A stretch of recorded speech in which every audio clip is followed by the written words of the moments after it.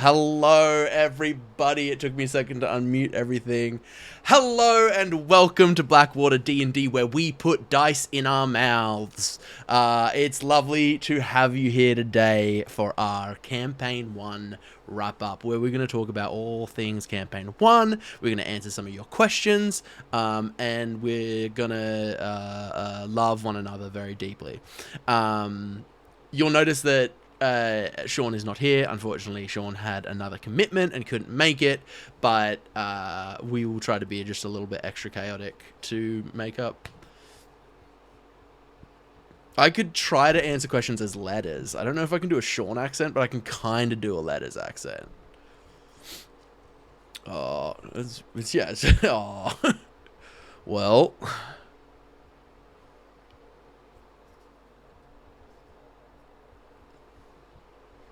Oh, why? Well, it's not capturing... Dude. No, it's every time. It should be fixed now. Wait, talk? Why is that not working? Oh, I know why. Because I'd wound the sound down. I faded out the sound last world building because I had the YouTube playing. And I did a really cool, like... thing where I was like, oh, the sound fades out at the end. It was very, very technically sick. And then it bit me in the ass. I'm also going to dangerously open this, and hopefully it doesn't. Nah, we're good. We're good. We're good. I'm gonna do some very quick announcements here. Len will join us here in just a sec. They are just getting something ready, and then we will jump into questions. If you have any questions tonight for us, we have a list of them that folks have submitted online through our Google form, which y'all have been so gracious at filling up, and I have like 40 questions in there, so we'll see how many we get to. But please pop your questions in the chat. We would love to answer those. I don't think there's too much that's off the table at this point. You can ask us anything about our characters over the entire course of the campaign. If there's anything you were curious about, any threads that were left unattended to. I don't think there were too many, but we'll see. So I'm going to do some very quick announcements here. So a big thank you to our sponsors, Legendcraft, a nerdy woodworking company from Calgary. Check them out, and if anything tickles your fancy, enter the code Blackwater at checkout for a discount. We are also proud to be sponsored by Sirenscape, because epic games require epic sound. You'll also notice that that Questline logo is still up there. They're amazing. We love them. More to come. Next up is Legend Keeper, the ultimate world-building tool created by DMs for DMs. You can use it to create comprehensive wikis and atlases, share specific pieces with your players with its private by default nature, and allow for real-time collaboration. No limits on storage or creation with its beautiful and easy-to-use interface. They are a small group of creators based in both Canada and the US that are constantly upgrading and rolling out new features. Wow. Type !Legend Keeper for more info. Nope. Info. There we go. That's what it is. Intel works. Intel, info. It's synonymous. Yep, it's the same thing. Love as always to our campaign artist, Tiana Kovacevic, and you can find her at miss._Marston on Instagram. She is very hard at work on Campaign 2 art and has approved all of our line art, and I'm so excited for it. Holy bananas. We are also very excited to announce that we have a new dice sponsor for Campaign 2. Stay tuned for more details. A local creator who we've admired for a very, very long time, who has graciously partnered with us, and we cannot wait to show you everything that they are getting ready for. Our dice are underway. Our characters are underway. This is bonkers bananas. I'm so excited. We have merch, which is all of our old characters, and I'm going to be redoing our merch store, so like stay tuned with that one. We have a Discord, which is one of the most lovely places on the internet, and we also have YouTube, where our entire first campaign is up in its entirety. Yes, I got you. I'm excited about it. Thank you so much. Our mods will put up some links to the chat for that. A big thank you to those of you who subscribe to us. Don't forget to re-up your subscriptions, as they don't roll over every month. You can also sub with your Amazon Prime. You get one free Twitch sub every month. If you would like to support our show above and beyond a subscription, you can do that. Type !Donate in the chat. We're also just so thankful to have you here, showing up week after week and telling your friends about the show. We're going to be doing an incredible amount of promo for Campaign 2, as well as our interim campaign, which I'm going to talk about in just a second. It's very exciting. But yeah, we're truly grateful to have you here. So now I'm going to talk about that. It's very, very fun announcements. Adam, do you want to talk about our interim campaign that premieres on Monday? No. Can you do that for me? No, I will, of course. Yeah, premiering with, but we're all muddled now. Premiering. I got Premiering you. this Monday. At the Edge of All Things, an interim campaign. It's going to be 5 episodes long. We have some wonderful, wonderful guests. We have Bam from Weed D&D, so exciting. Wow, we have Roz from A Filthy Lot. We have Faye, also known as Mandari. I don't know how we nailed her down, but we got it. We have Em and we have Cody, and we're very, very excited. And potentially Tim somewhere down the line. We'll see how things shake out.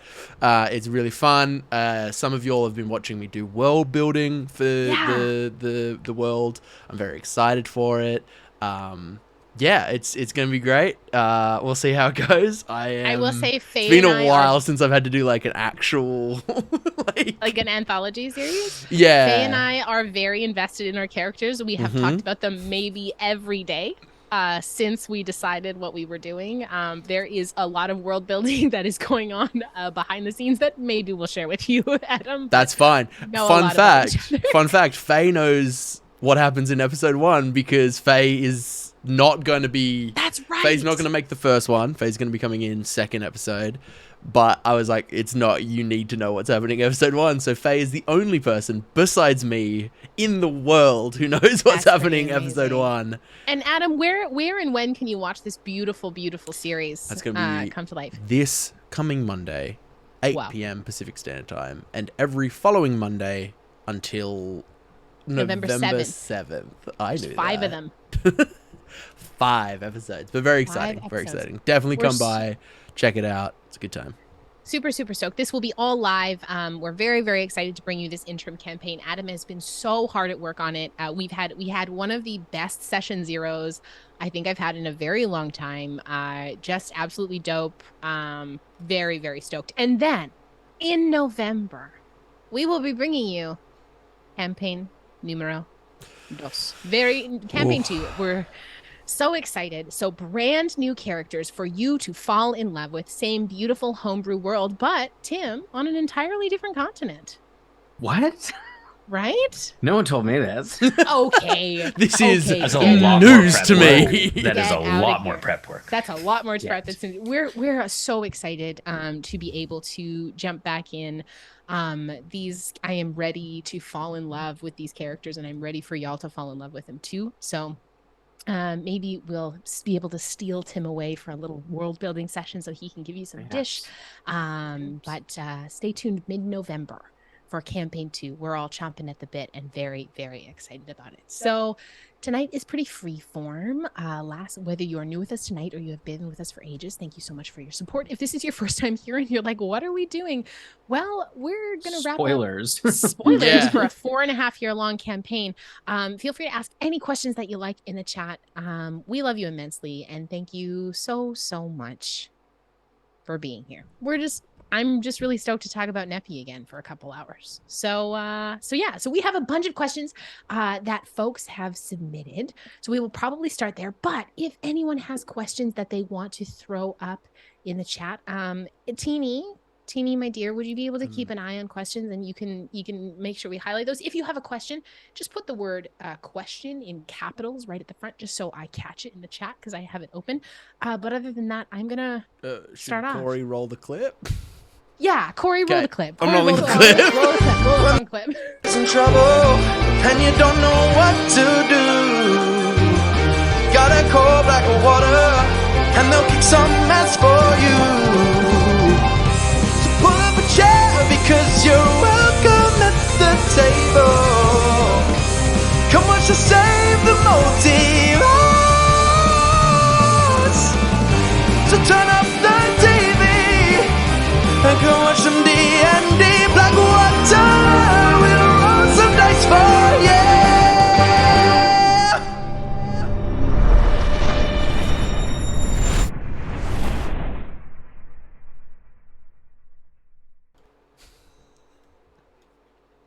Video. And we're back. We're back. Okay.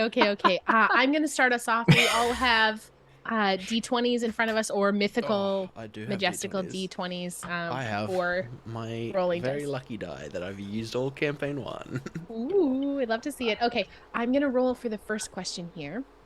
And then actually, you know what? See, I Len, lied. you just needed to lean into it. You just really need, like, because we know my apartment is haunted. And so, and You if know what we're gonna do? and if I'm We're rolling gonna with roll- advantage, First off, we're gonna roll for initiative.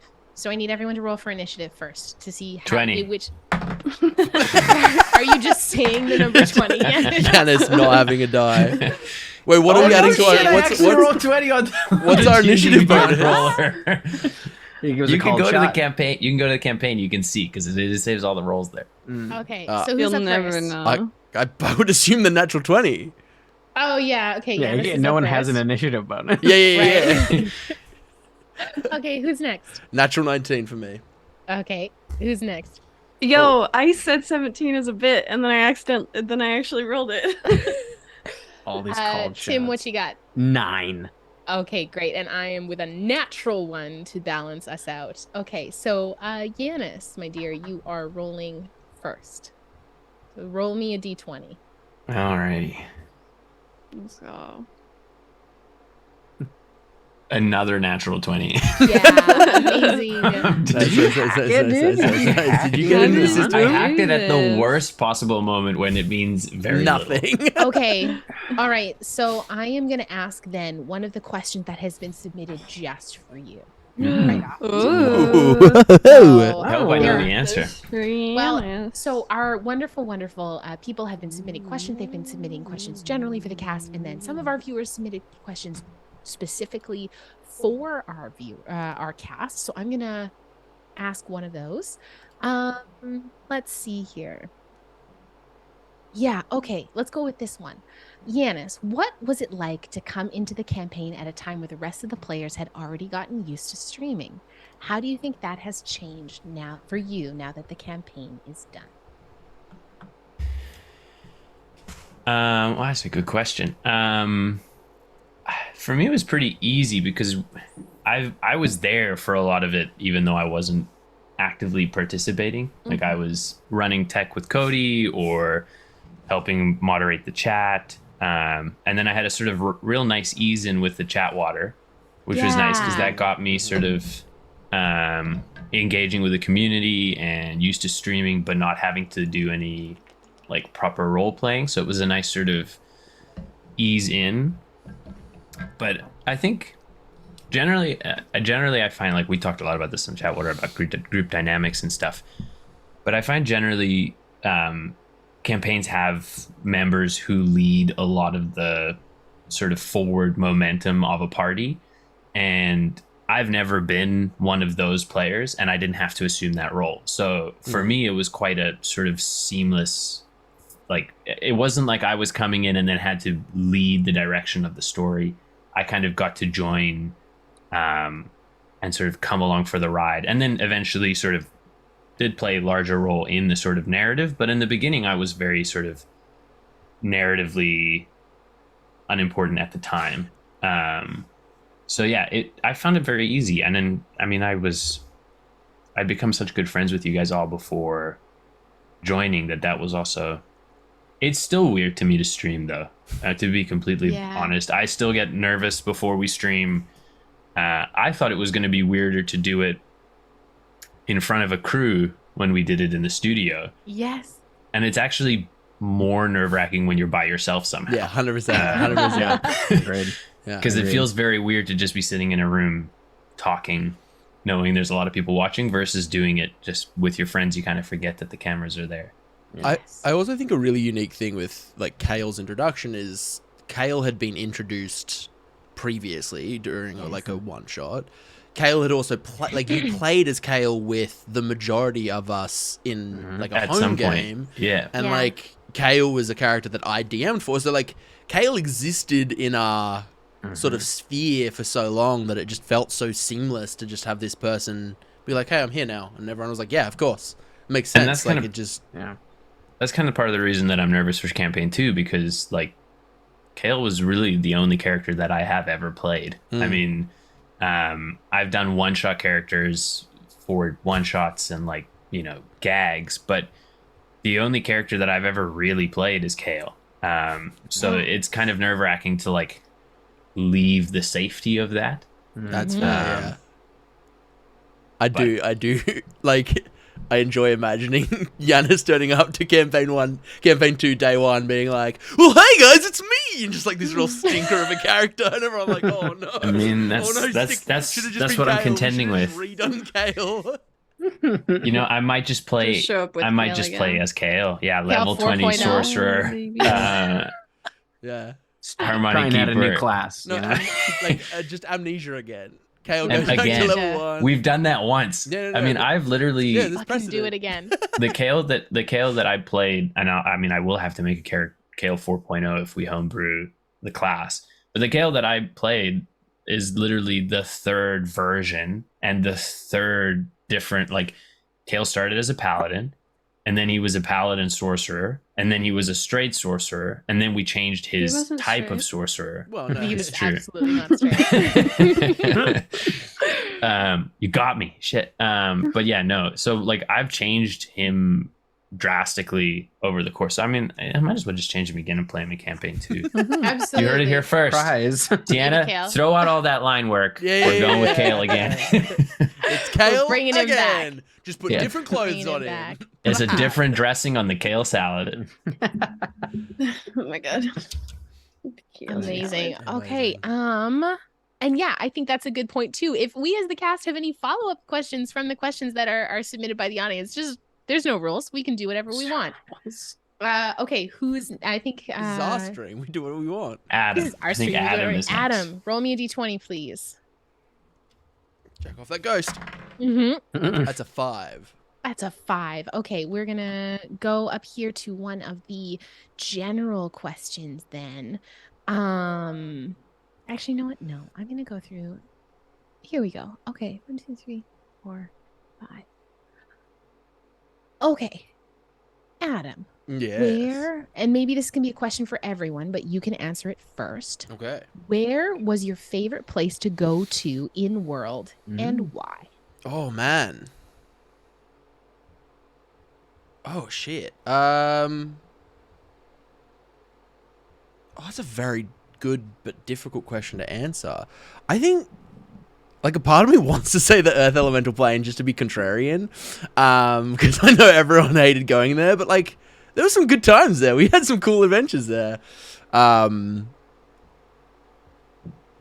think going to Dresda incrementally after it became Dresda was really interesting to watch as it like developed and it was a living thing. It was really interesting to see. Like, I don't think I have a singular favorite, but Dresda was always really cool to pop by and be like, oh, they've got like plumbing now. Sick. Like the little incremental improvements that they made for their lives and it also felt cool because I was like a character that I got to play is a part of that kind of environment, and that was a cool thing. I also really enjoyed the like astral, that like the second to last session, So good. just like blasting through the fucking fabric of time and space, and So cool. the galaxy sound that Tim played, that was black hole sound, very spooky. Tim, it was so cool to watch some of the lore that I've been crafting over in Exalted come through in that, and I loved how you interweave that all together. That was like such a cool thing to like see little bits that I'd created and you weave that together. Man, that was awesome. Yeah. It was so cool. All of them. My answer is just everywhere. As long as like I was finning and with my friends, I was having a good time. Like, I'm trying to think of a place that I didn't like.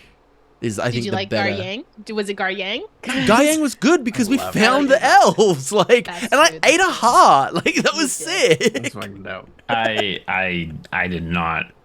I was not a big fan of some of the last sort of arc places just because they felt so overwhelming.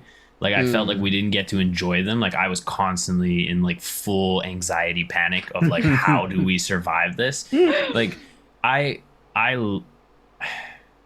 I don't want to give anything away, but I am playing a caster again, and I don't know why, because staring at a list of spells being like, how do I fix this with these tools that don't fit in any of the like that was just like, especially because I thought Wish would be fun, and it was incredibly anxiety inducing because I was like, I don't want to blow it too early, I don't want to use it in a way that doesn't make sense, but I don't know, I just spent a lot of time the last session staring at the entire spell list available in D&D being like, any of this useful? Nope. I can do any of these. I can do any of this. Just go to find traps. None of it useful. Find trap. None of it used. I think my favorite Oh, sorry. spot was the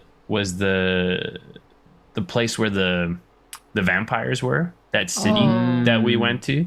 I felt like tonally we could have had like a really fun sort of like political intrigue maneuvering style campaign had we not been, Busy. time crunched to save the world. And running from a very terrifying, very old vampire. Yeah, it just, that one felt kind of like, it had sort of vibes of like city politics that we had with the Dresda campaign. It sort of didn't lower the stakes, but they felt more like political and rather than world ending. I like that, and it was darker too. It was very sort of like gritty horror, and that was fun. I really enjoyed that.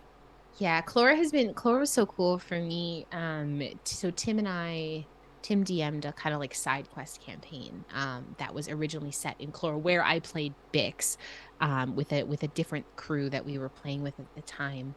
There's been like 3 campaigns that have happened in this world so far, which is so cool. Splintered off. Yeah, and so Kane was actually like the main antagonist in that campaign, and that campaign fell apart for various reasons, but it was really cool to come back to that. And Chlor, I just love so much with that. It's like that horror, that grit, that kind of like scary sideshow carnival kind of feeling. Best part is he's still alive, so Shut the fuck up, Yeah. Tim. Anything's possible.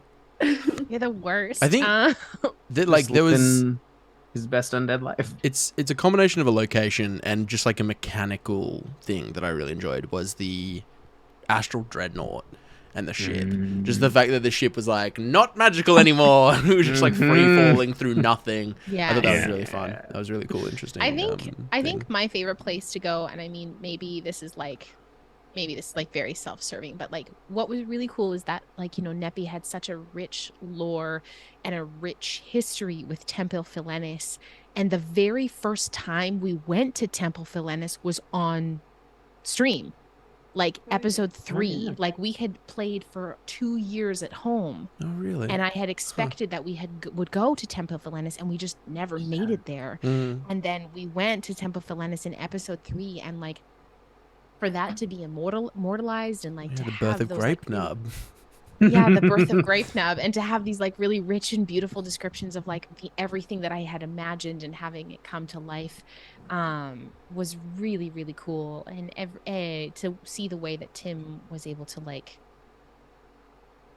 majestically put everything that was in here while I had been building Neppy and all of the like rich lore and history that I had given her, and to like bring that into the world was like, wow, it was a chef's kiss. So Temple Philenis is probably my favorite place. Go ahead.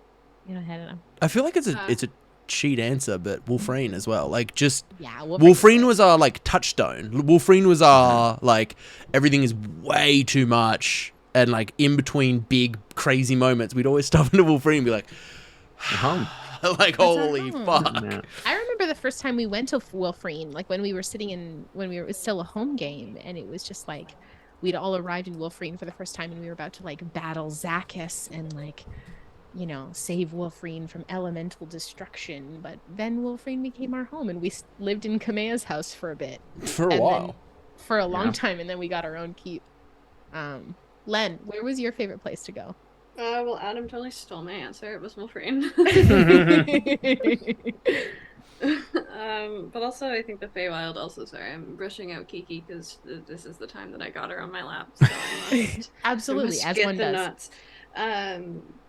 I think the Feywild and Wolfrine were both my favorite spots to be for, and also I really liked the water elemental plane. Oh, yeah. That was that very was cool. fun one That too. was fun. I It think was a cool shift from after being in the fire elemental plane too. That I was- also just like kudos to Tim's world building in that like each plane felt unique to its element. So like just little things like the water elemental plane for alcohol they had like little jellies like Little bobos. the little bobas Little like it makes bobas. sense and like For me, my favorite part about the whole elemental journey was the fact that we not only shifted planes, but we shifted genres to a certain extent. yeah. Which I Yeah. really enjoyed because Yeah. I think that's like one thing that that Tim did really well over the course of the whole entirety of the campaign was it can get very boring playing the same style of play for an extended period of time. But there was definitely moments where we were playing like a political game, moments where we were playing like world ending, and then it was or just like a it was sword fun. and shield. Yeah. Exactly. It was fun to sort of shift. We had like proper dungeon crawls in there, and it's fun just to be able to be like, okay, we're shifting planes, but we're also going to shift genres.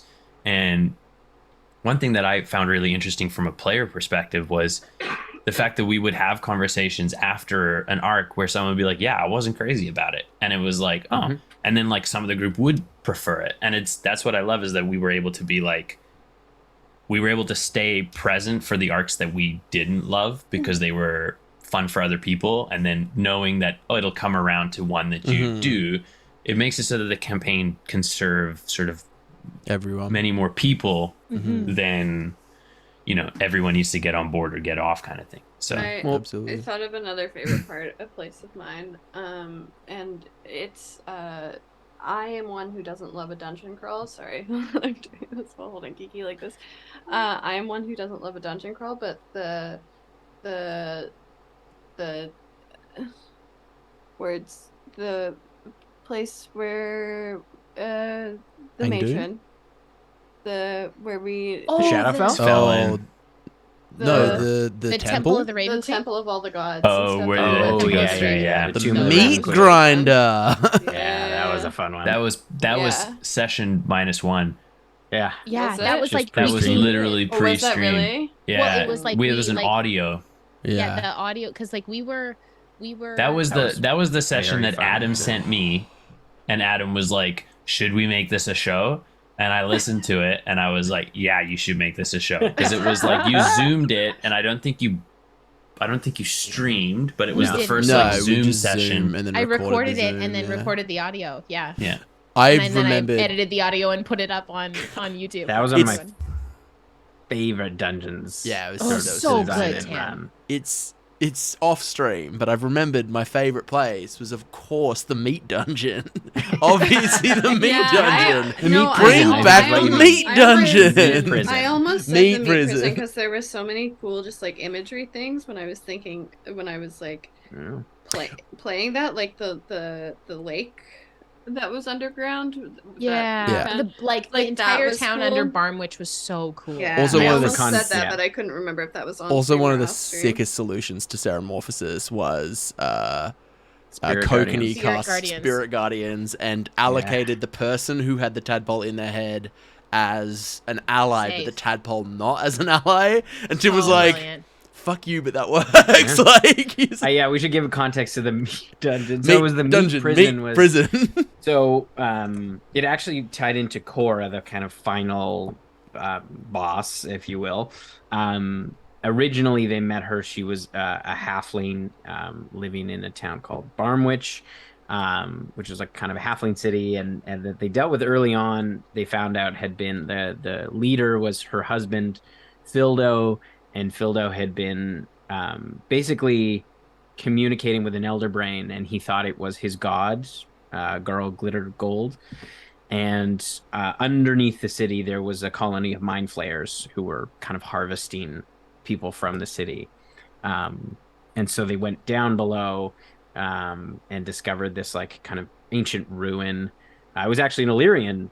It was like where Ralavin was from. So cool. It's It where was like an early settlement. Finn got his goggles And- and his Yeah. spear Yeah. halved. Yeah, and that's where they Yes. found the ring. Or no. Avery. No, that's where That's we not found the where- ring of mind shielding. I'm pretty sure. No, that was on Volketh. No, That was on Volketh, my guy. Yeah, that But was. it was- That no, was but- in Meat Dungeon. That was Was it in the meat dungeon? Or was It that an Adonis? No, it was an Adonis. No, it wasn't. No, it That was in the meat dungeon. That That's was for in the meat sure. dungeon Oh no, you because- found the body. You found the We body. found the body. We found the body of Volketh. That's Yeah. how he got Yeah, out. yeah, because I Oh, remember. and then I the remember ring- because then the ring was. It was the ring. Was from Adonis. The Yes. ring He was bought from it. Em's, Adonis. Oh. just The ring was from Em's just Adonis. watching us all being like, I know the answers, but I'll let you guys because I get remember. there on your own. Yeah. I remember. Yeah. We Like the found his body. body. Yeah, we found his body, but we also found a. But his brain, Oh, we his found mind his was already ring first. in the ring, which was in Adonis' shop that Letters Yeah. had bought One for of like, my- gold. One of my Found his favorite ring. moments was I'd been talking to Tim about moving Finnan away from being packed to the blade, and I was like, I think maybe packed to the chain, and a what are they called? Pseudo dragon. We found a pseudo dragon, and Tim was like, Adam, and the pseudo dragon popped up, and Callie went, pseudo dragon, it's mine. And I went, oh fuck, that Small was my animal, give pack to to the me. chain moment. You didn't remember? And then it immediately died. Yeah. It did die so And hard. so the meat prison was where what the mind flayers referred to as the It's- prison where all the people were. They It's called where it the we meat prison. it's where we left the spider and let someone die to the spider because we were like, yeah, we're fine, we'll get you. And then they died. And then he got eaten by spiders. I think my Yeah. favorite place was the 6 months that Kale spent working with Adonis before you guys roped him in. He had The such a really simple peaceful life. 6 months, just tending the shop, That's so living funny. boyfriend. doing common law partner, doing great. Exactly. If you're wondering, like, where can I learn about the history of Blackwater before they started streaming? Well, boy, howdy, it's all in our history and lore section on YouTube. So you can find it there, type exclamation Just point do it. YouTube in the chat, and you can power your way through it. Yanis, are you Yeah. saying that Kale's favorite place wasn't the Michael Fast Blaster? Because that's pretty fucked up, honestly. We're talking about That's where his what- parents live. Listen, Kale's favorite place was a universe that none of you know about, and I don't want to share it on screen because I don't want to make you jealous. Because he lived a super sweet life. He was skateboarding I every gotta day. round up the cast. He had a sweet girlfriend. He did kickflips every Tim. morning. Kickflips Tim, all the where time. was- Tim, He had like where a is full your half pipe favorite in his place? backyard. Ooh, Tim, my where was your favorite place? favorite place. Ooh, it's a toss up. I had a lot of fun designing the different elemental planes. And thinking about how they would be different from each other. And part of the reason I wanted like each of those adventures, I wanted to feel different just because I knew it was going to be a longer arc. So it was like just to keep it fresh for all of us. But I think my favorite, it might be Sigil. Sigil's so good. I got a lot of fun, but I also really enjoyed making Garyang Yeah. and like all of the like. Oh no! You know what it is? It's Halora's. Mm-hmm. Oh, 100%. Halora's Cool. the Iron Lyceum. That was You so know- cool. You know Yeah. what other place I love that we sort of is another place that we sort of grazed upon that had like sort of big like it could have been its own campaign was when, and I was actually not part of the party yet, but when they went to the north where they discovered the mandolin, Oh, that yeah. sort of like the fact that there were these like shipwrecks from a time before, and like the tower that was there that they The went whistle, yeah. yeah, like Tarn's stuff. that was like real Oh, sort of like fucking Lord my of the heart. Rings sort of like what do you call it, Minas Tirith sort of feeling. I was like, oh, that could be like a campaign all on its own. Garyang is such a cool campaign setting, and Tim and I have talked about this a lot about like how there's so many cool things that you could do with a place like Garyang, like especially like the Frost Giant clans. So that- many hearts to eat. so many hearts. So many. You know tasty, that- tasty hearts. Of Finnan's like 1,000-year life, he's going back for at least another 200 years It was just to gobble up some. 500. I will. I No, will keep- because crafted, he's got a weird like double down right. because he Yeah. became a Faith Yeah, Forged you're and he has the heart. He's essentially Ew. living to about 1,000. Right, because it Um, extends your life 25% Yeah, what I did the math, and it's like about 1,000. Like Jesus after Christ. his like human life, then you add on the giant stuff, and then you add on So the good. Faith Forged.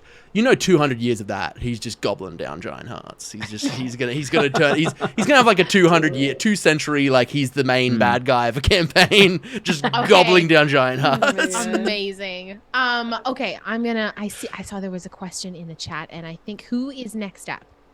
I think it's me. Okay, roll me a d20, babe. 5. Another 5. Okay, I will ask you one from the everyone list, and we'll start with you. See, that's good.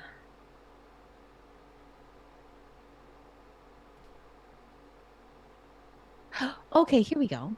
Now that you have had time to take time away these past few weeks, what was it like to be in studio together and playing side by side for the first time in a while with this cast? Ooh, it was real nice. It was it was obviously like so good. It's because like I guess our D&D has always felt really good. But it is the best that D&D has felt in like a very long time. It's just Something real quite nice to be magical. able, yeah. It was real good. And also just like I guess like we've played in person together, but like also not having to whisper was really fun too. I had never played D&D in person without having to be not like, whispering. Whisper D&D in my living I room. had only played Whisper D&D. So being able to play D&D not whispering and in person, that's something that I've never experienced before. It was pretty cool. It was very awesome. How was it for everyone else? Because I know how it was for me, but how was it for everyone else? Why are you staring at me? What do you want? Playing Zoom D&D, I feel like is like, it's like living with one less sense, and then going in to the studio, it was like, oh fuck, I remember what it's like to have all 5 senses back. Like I can touch people. Like it truly was a sensory change that we got to really experience. And it's a little bit like, don't send me back. like it was amazing, but it really is but like 100%. It's a double-edged sword that I'm just like, I miss no. crosstalk so much. Like crosstalk and just being able to like turn and like Whisper to someone and like going back and I guess watching that. I don't know if we've said this to a Streamland, but we have been affectionately calling it Chaos Table. And what was yours? It was like a tactical table and chaos yeah, table. Chaos Table, because there's one where there's a good 10 minutes where Sean, Yanis, and we're all listening because we like put our input into it comically, but also seriously. It was when Neppy was using her ring in the fight. Yes. And it's like we're all very clearly listening, but like Sean and Yanis and I are like kind of whispering, and then at some point someone says wasted and we all go wasted on our side of the table and then we just like continue to fuck around a little bit, and then when M got into like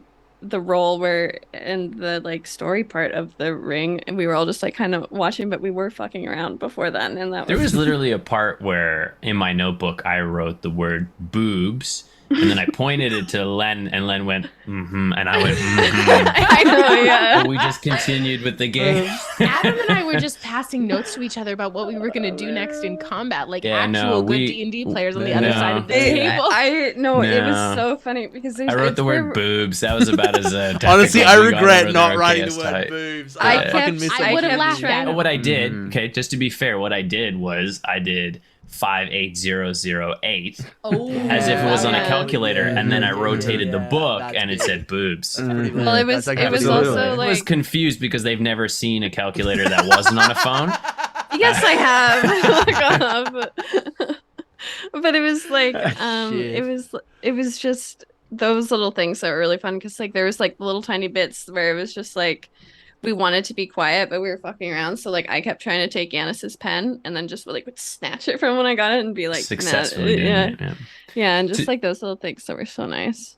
I didn't enjoy it at all. It was a big letdown. Yeah. Terrible. I'm very Sit glad. next to me. That's fair enough. Very glad to be back in my room against the green screen.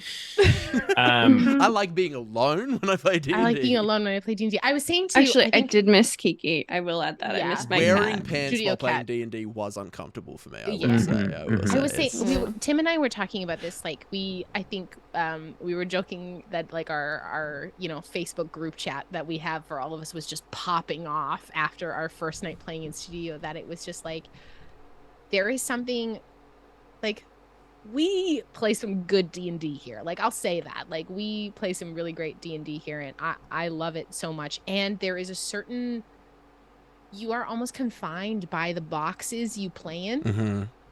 You are confined by the boxes on the stream, and the fact that like I could be at a table with all of you and just like revel in that beautiful rich experience of being in a room with y'all again, it just takes your gameplay, regardless of what your table is doing, it takes your gameplay to just a whole new level. Mhm. And I fucking love it. And now I there's a think- bunch of sick think- gifs of us. If you I know, if that's you the are actually main has part. sending I just keep such doing it good for the if you're gifts. sending messages to your friends, just include Blackwater D&D gifts because they'll I think- they'll make the message just that much better. One thing I really loved, and it's something that it kind of was what Len was saying, is I generally have a hard time trying to edge myself into a conversation, but specifically on Ayo. stream, it is very difficult. You can't edge yourself on stream, dude.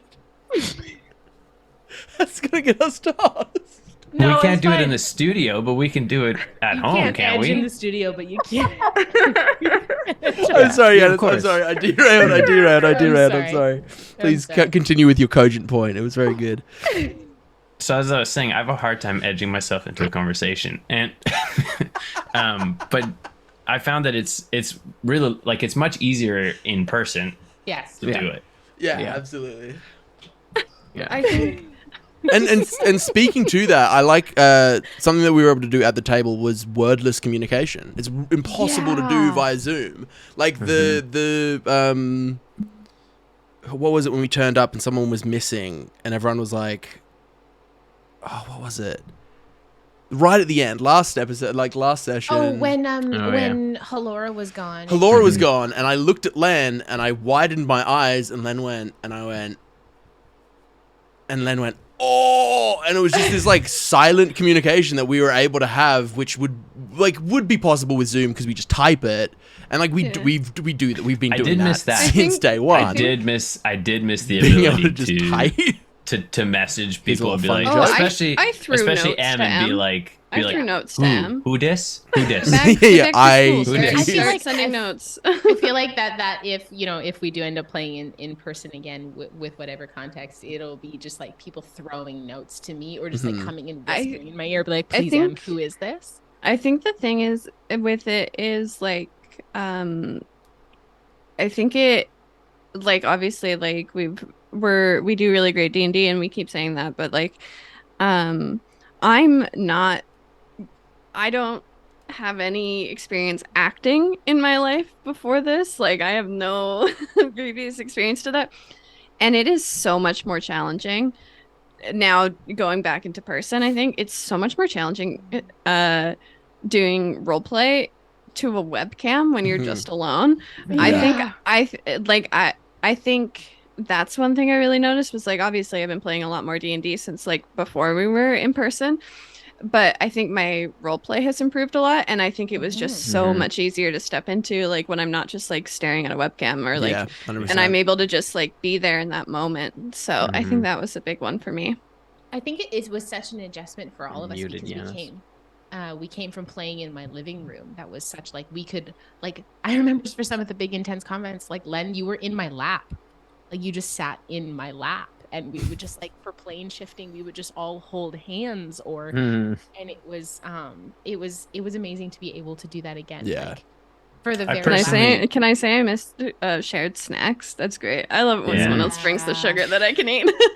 I personally Figure it didn't was like pretty that good. I couldn't stare at myself the entire time like I That do was when we hard. stream on That the was hard. webcam. And honestly, I there found it were very difficult. right at the start there was Um, monitors showing us what it was going to look like, and I was I thought really they were excited going to because be I was there like, on oh, the they're day. going to be there. I can Oh, look yeah, at myself exactly. the whole I time. could still watch myself. It would have been like a lot of parakeet in a mirror. this. I don't care. I had it open on the laptop. I was watching myself on the laptop. I like was a also parakeet doing in a mirror.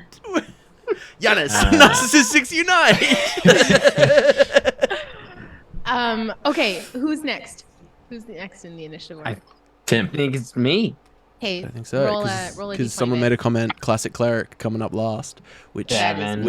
campaign 2? Ain't me. I ain't playing a cleric in campaign 2. Tim, what did you get? Sorry, hun? 7. Okay. Low rolls. Low rolls except for Giannis, who's cheated the system. Okay, Hack the Tim. ND Beyond. I got a lore question for you. Oh shit. So, Tim quickly gets Google Docs up, scrolls through. for context, when we were in the Shadowfell, Alright, Callie okay. offered up her hand Mm-hmm. when we were at the walled city of Hakas. Yeah. And when Neppy attempted to regenerate her hand, Neppy lost her own hand. Yeah. Is Neppy or Callie's hand still in the hands of someone, or did it vanish from the remove curse? No. I think it's still in the possession of Whose the hand, Skull though? Lord. Carl Is the it- Llama. Callie's hand or Neppy's hand? It would be Callie's hand. Damn. Hmm. Damn. Yeah. That's terrifying. Mm. Okay. That makes me feel better Yeah. that it's not Neppies. I feel really bad, dude.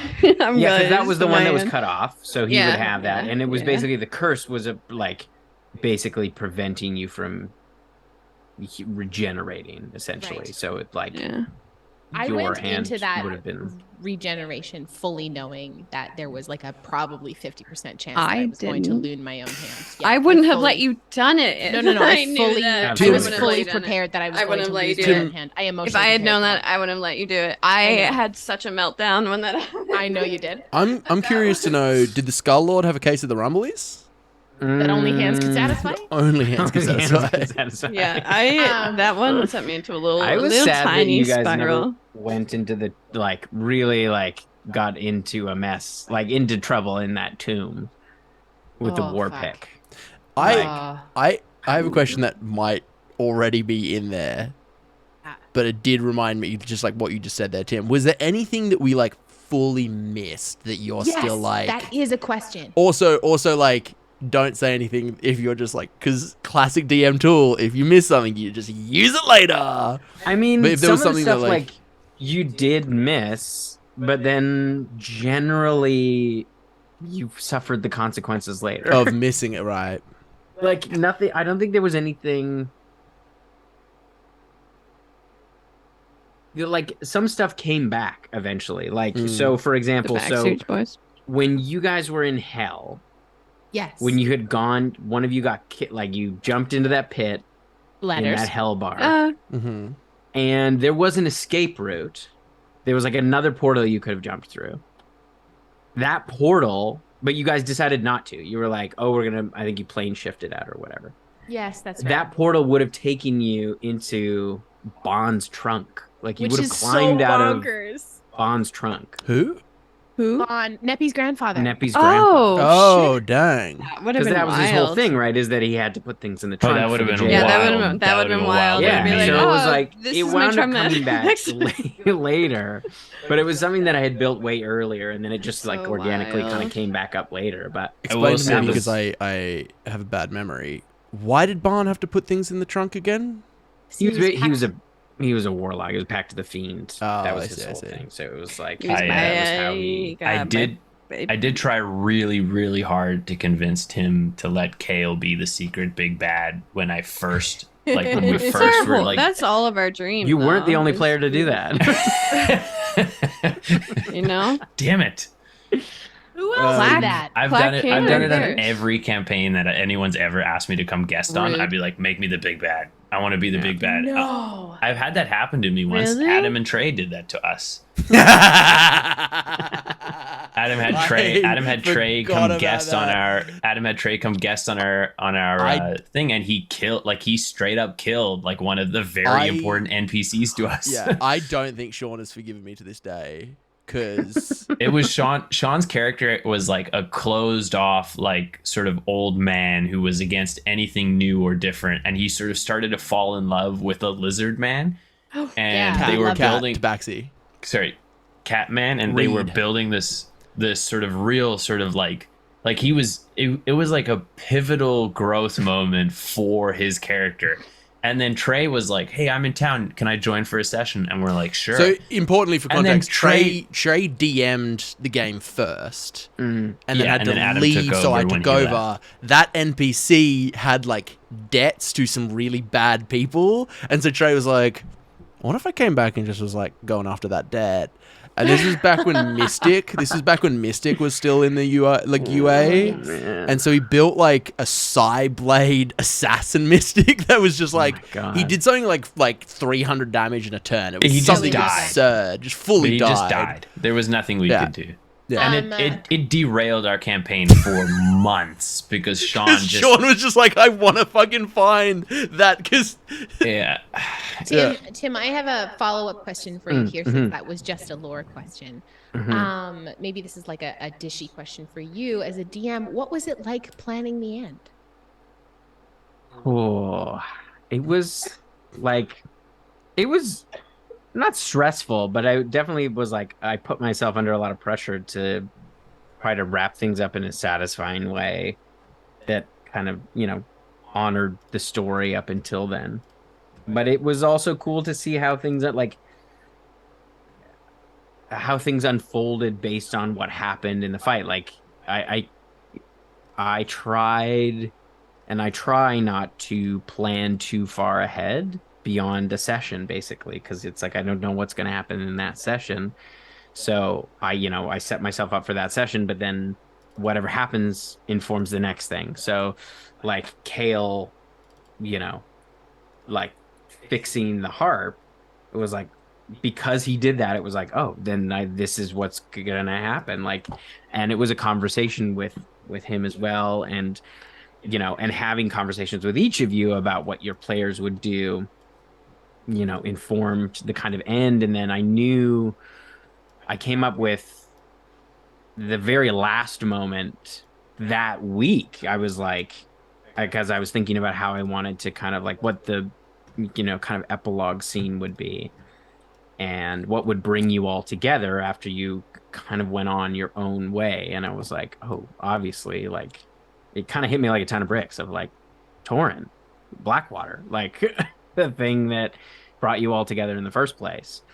And so that seemed like a fitting thing to bring you all together for those kind of final moments. that for me had real like end of Lion King or like end of Star Wars, where it's like Mufasa in the stars looking Don't down. tell me the end of Lion like- King. I haven't seen it.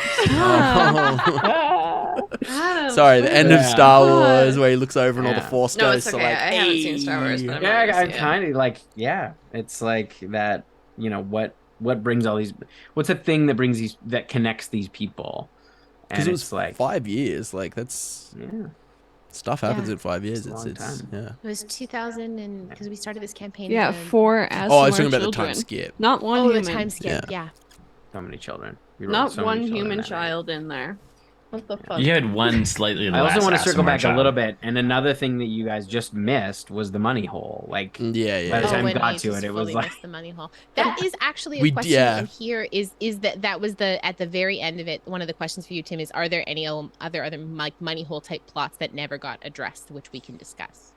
there's a couple. A Some of the, couple? well, kind of like, so there was the money hole, and then like Kane. Yeah, fuck like, Kane. Fuck. There was some stuff that was never meant to be resolved, like Halora, like the stuff with Oh my Halora. god, and Telekov, I like want to know so badly what happens was with never her really- town. It was like, it was never going to be resolved, and that was on purpose.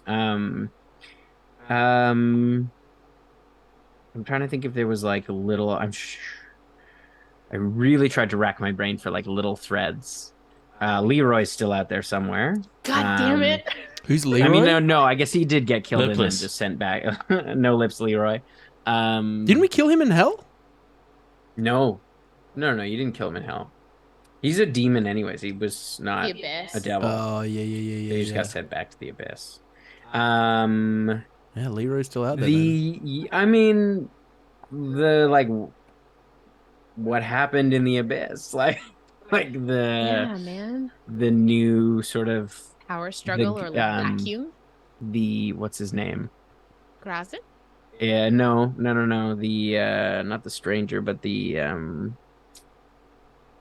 The Stray of Gisagoth? yes, the stray Gizagoth. That still he owes Neppy a favor. The Stray of Gisagoth. Oh, Okay, so right. That was the for thingy and the context, thingy, yeah. yeah, so okay, so there was an item called the Hand of Io that was one of the seals that was in to be, was really important to seal Thar's Dune away, that was broken by Velsum and corrupted by a former priestess of Nepi's order, and Nepi managed to purge it and then like released, the stray this being, the Stray of Gisagoth, out of the Hand of Io. They purified it.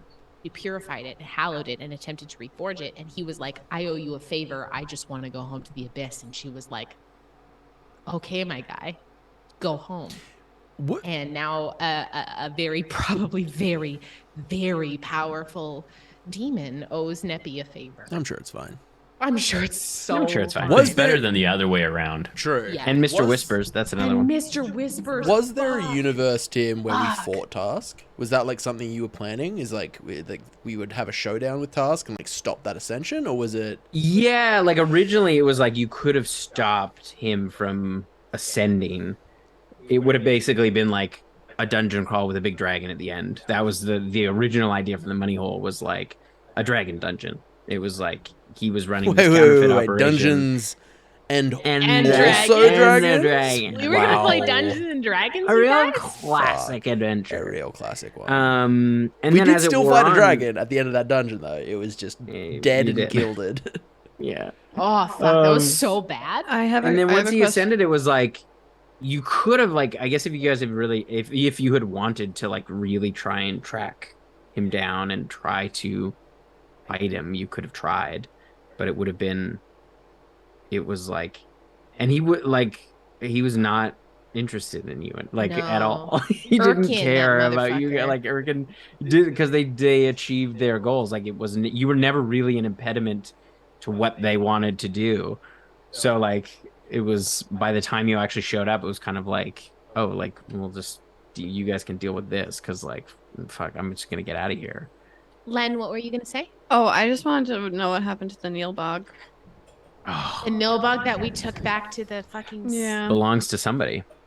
It He's belongs to somebody. he's the BBG Well, yeah, of that was the campaign whole 2. We thing. can't talk about it. You God damn you it. captured him for someone, We did. right? You took him back to the hunters, or the Stalker's Pact, Oofty. where he was sold off to someone. And he's So- become dark gosh. shit. And dude. Nilbog. he's Okay. become lord of the continent that we're going to be Lord doing of the campaign 2. Okay, I'm Yeah. gonna roll. I'm gonna roll. These are so wonderful. If anyone has questions up in, I think there was one question that popped up in the chat. I think from Kay. I want to make sure I catch yes. that one. Where was it? While I'm rolling, Tim, how long did it take you to build and flesh out this world, and how much did you have planned before you started playing all together? Many hours, many So hours many. spread out over many weeks. I don't even think I could quantify the amount of time spent planning. It would be hard. But originally when because it started as a one shot, and then when we decided to do the campaign, I did kind of go on like what I'll say, a planning bender. Where I did plan out like a lot of like Wolfar as a continent. I like went through and mapped out all the cities and kind of people and possible plot hooks. But after that, I never planned like that ever again, and I probably didn't use 90% of what I planned originally, because I just kind of overplanned, and it wasn't useful. Like I would say the first kind of big arc took longer probably than it should have. Like it was satisfying, but it took a while to build up, and then when it all fell into place, it worked. But that was way pre-stream. But after that, I kind of realized that like not to get ahead of myself, and so I tried not to plan more than a week out. Like Yeah, it's a hard trap Once- to not fall into. Just being like, I planned the Yeah. whole story, and it's like, it's not how this works. It's D&D, not a book. Like, yeah, and I would react to like once I landed, I would know kind of the characters, and I would land on who the villain was or the antagonist or whatever it would be.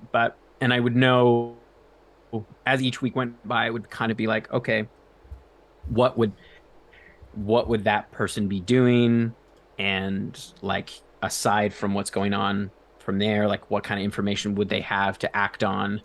And, and as you guys went on, like different enemies or villains had more or less information about you as a party. So their story outside of you was more or less informed because of that. Like, depending on what you guys had done, like, obviously Cora, knew a lot about you. So she, like, a lot of what was happening with her was in direct kind of relation to what you guys were doing. And there was a few villains like that, but some was like they're doing their own thing. And then when you came together, then it was like all of a sudden it's like, oh, now you're on their radar. But yeah, I tried not to plan too far in advance. And I'm trying to think if there was anything that I did lay out farther ahead, but I don't think there was really much. I mean, there was obviously like, through threads where you were, like the information that we would then find down the line, like the mandolin. We found the mandolin ages ago, and that was obviously like, but that was just clever like thread pulling. And that's the thing. Like, I tried to always give myself enough to like go back and pull forward, like, yeah. And I knew that the mandolin was going to be powerful, and sometimes I'd kind of go on like a bit of a lore deep dive, like about the Illyrians, where it was like, I was planning one week and then I just started to kind of get into that. Okay, well, like, what was this civilization all about, and who were the major players in the, like, so I would kind of expand the backstory around some of the people, and that would kind of inform what was going on. Like, when I figured out how Volketh and Relauven, what their relationship was, and exactly what that was, what they meant to each other, and how they came in contact, and what their conflict was between the two of them. It was interesting too, because again, the Illyrians actually came out of one of the other side campaigns that we played, Delta campaign. It's funny because Blackwater was always beta campaign, B, Blackwater, all that kind of stuff, but Delta campaign, which is funny, and also reference to the fact that Alpha campaign was the campaign I ran, which had been dead for about a year when Blackwater was going. Like, we still referred to Blackwater as beta campaign years into the death of Alpha campaign. Like, Absolutely. You can never replace Alpha campaign. But the Illyrians came out of Delta campaign, and it was so, and I think, Tim, this is one of the things you're so good at is being able to interweave story together. And it's like, I knew because I was in each one of these campaigns that there were stories left untold, that there were threads left unexplored. And it was beautiful to watch you interweave them into this main story that was consistently happening and stuff. So that was very, very cool. And like being able to bring Drew back at the end, and like having like these beautiful moments between like Neppy and Drew, because Drew was in Delta campaign. Like, man, it just, and there's like made my heart all warm. Tons of shit in my notes where I would like have an idea of like, oh, it could go this way, and then just based on what happened, I just didn't go that way, and I would just scrap it on the fly, because it'd be like, oh, well, this is what it's playing out is better anyway. This is a better idea. It's kind of like writing something and looking at the fan theories and being like, oh fuck, that's better. I'm gonna do that. It's like, oh fuck, absolutely. So yeah, so many hours. Like, I would say I probably spent minimum 3 hours a week prepping. Oh, at least 3 to 6, hun. Yeah, because and it got more when I started doing the music too, which was really fun. But also, speaking of, you still need to send me the. And Ironscape is such a wonderful tool, and like we incorporated. Oh yeah, dude, got us on that too. What's really interesting? Make a little note. Is like, when we started streaming, it was literally just boxes on Zoom, and then about a year in, we made the jump to like, I was like pushing everyone to get on OBS. I was like, we're gonna do it. Here we go. We're taking the jump. Because we were using Restream, which literally was just taking our Zoom. We were like, we just put the Zoom key into the website and just fully popped it up on Twitch. I look at those early videos. I'm like, oh, but I mean, like, yeah. we didn't. Yeah. Caleb has a question in the chat about which one of you decided there has to be pronouns on there, and that'd probably be me, the one who makes the overlays. Pronouns are really important for us as our players and us as characters as well, because a lot of times when we see people referring to our characters in chat, it's important that you get their pronouns right and ours as well. It's also a subtle way of telling our community that everyone is welcome. You know, absolutely, it's a good way. Like, if you turn up to a place and you see pronouns, you can be like, "Oh, cool! I can be free with like my pronouns. I can be like comfortable with sharing the pronouns that I prefer." Whereas it's sometimes a crapshoot on the internet. Coming to a place where you don't have that little hint, you can be like, "Oh, can I be my true self here, or do I have to kind of like walk a fine line?" We've always championed that, like, our table and coming to our stream is for everyone, and Absolutely. you are always welcome here, and we will stand up and yell in support for you being here, whether as, you know, people who have similar identities to you or allies as well. Unless you're shitty. I was gonna say, unless you're an asshole. Unless you're an asshole. Don't be scared. Pick There a was direction one and someone- fuck there directly was- off. There was once someone who came in, and I remember like earlier on in the OBS stuff, and they came in and they were like, "Oh, you know, you have the pronouns there. That's dumb." And we were very much like, "Okay, well, you can leave. Like, there's a lot of Bye. streams. There are a lot of streams that Bye. might be a better fit for you if that's how you feel." Our cast is like 50% queer, so like, please get out. Like, if that's not okay with you, don't be here. Like, No. Amazing. I think we've been through one entire. We've been through one full rotation. Have you rolled? Oh yeah, you Me? rolled but didn't ask the Oh, question. You did. Yeah. I rolled, but I haven't asked my question. Okay, I'm gonna roll Ask again. that Thy question. Ask my question. Okay, great. I have two questions here that are both lore questions, and I'm going to answer them very deftly, and then I will let somebody else go. So the first one is if Neppy wrote a memoir or autobiography or a novel of Blackwater's adventures, what would it be called? And I can absolutely tell you with full certainty that it would be called Keeping Light, The Adventures of Blackwater. I thought it was going to be there and back again. Fuck out of here. Not Get a the fuck Hobbit's outta here. journey. Not a Hobbit's journey. And then the second question is how did you and Neppy feel when the Raven Queen's necklace shattered? Okay, so the dichotomy between how these two wonderful folks felt about it.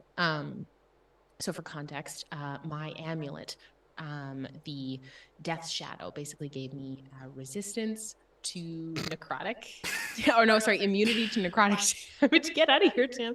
As well as a bunch of other features, as well as like my shadow form, which like when I dropped to 0 hit points, I would bounce back up in a shadow form with 100 hit points. It made me very hearty, very hard to knock down.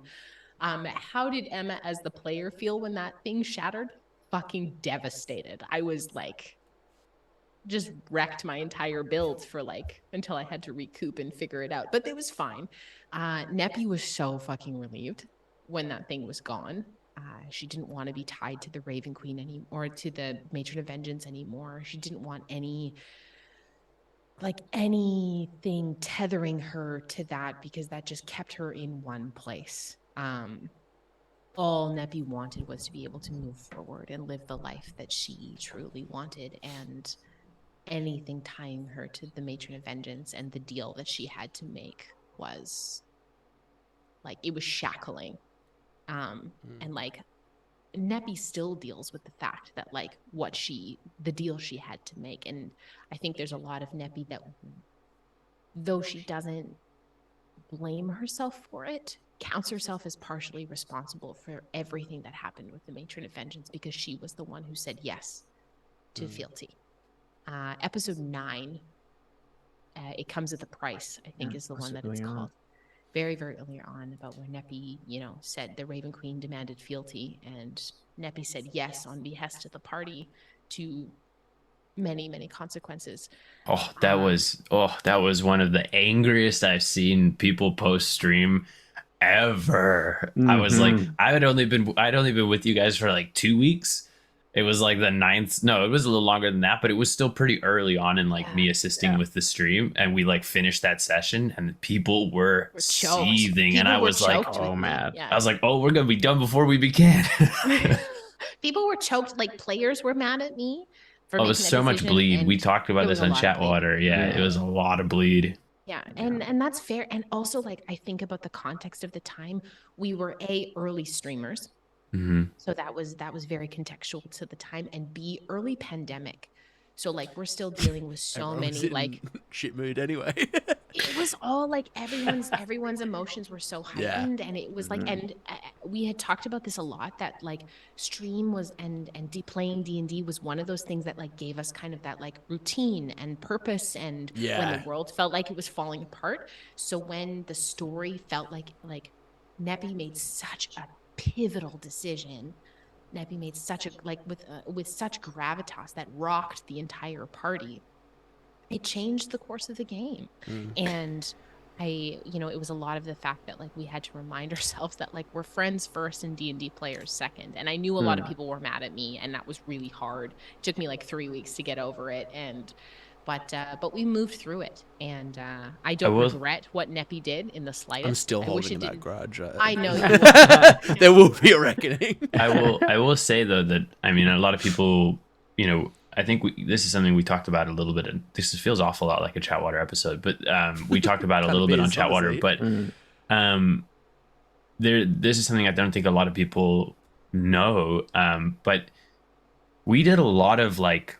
There's a lot of conversation about how we played and how we told stories and how we altered what D&D used to look like for us and what it looks like to benefit streaming, but also stay true to what we want to accomplish. And I think it was a really cool journey to see. Like there was a lot. Basically, what I'm saying is like for the people a lot of the people here tonight are people who've been with us since the beginning, and like there was a lot of like conscious work on It was a process. on how we play.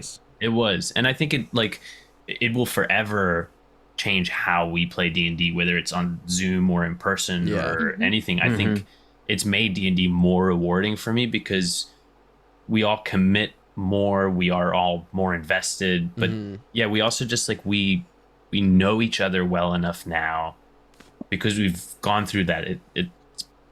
We know each other well enough to know how to play with each other properly. Player trust. Yes. Yeah. Player trust is so big. I want to go around because I think keeping light very on brand for Nappy. I want to see what everyone else's biography, because I feel like Blackwater's the sort of party that they'd all turn up with their biography and be like, "Oh, I thought I was the one writing it." My biography's the better biography. Finnan's title would be "Oh shit, oh fuck, fuck, oh no, wait, where are we again?" The story of Blackwater. Amazing. Kale, what would Kale's be? Oh geez, you gotta give me a second. I had think an of alternate title for Neppies.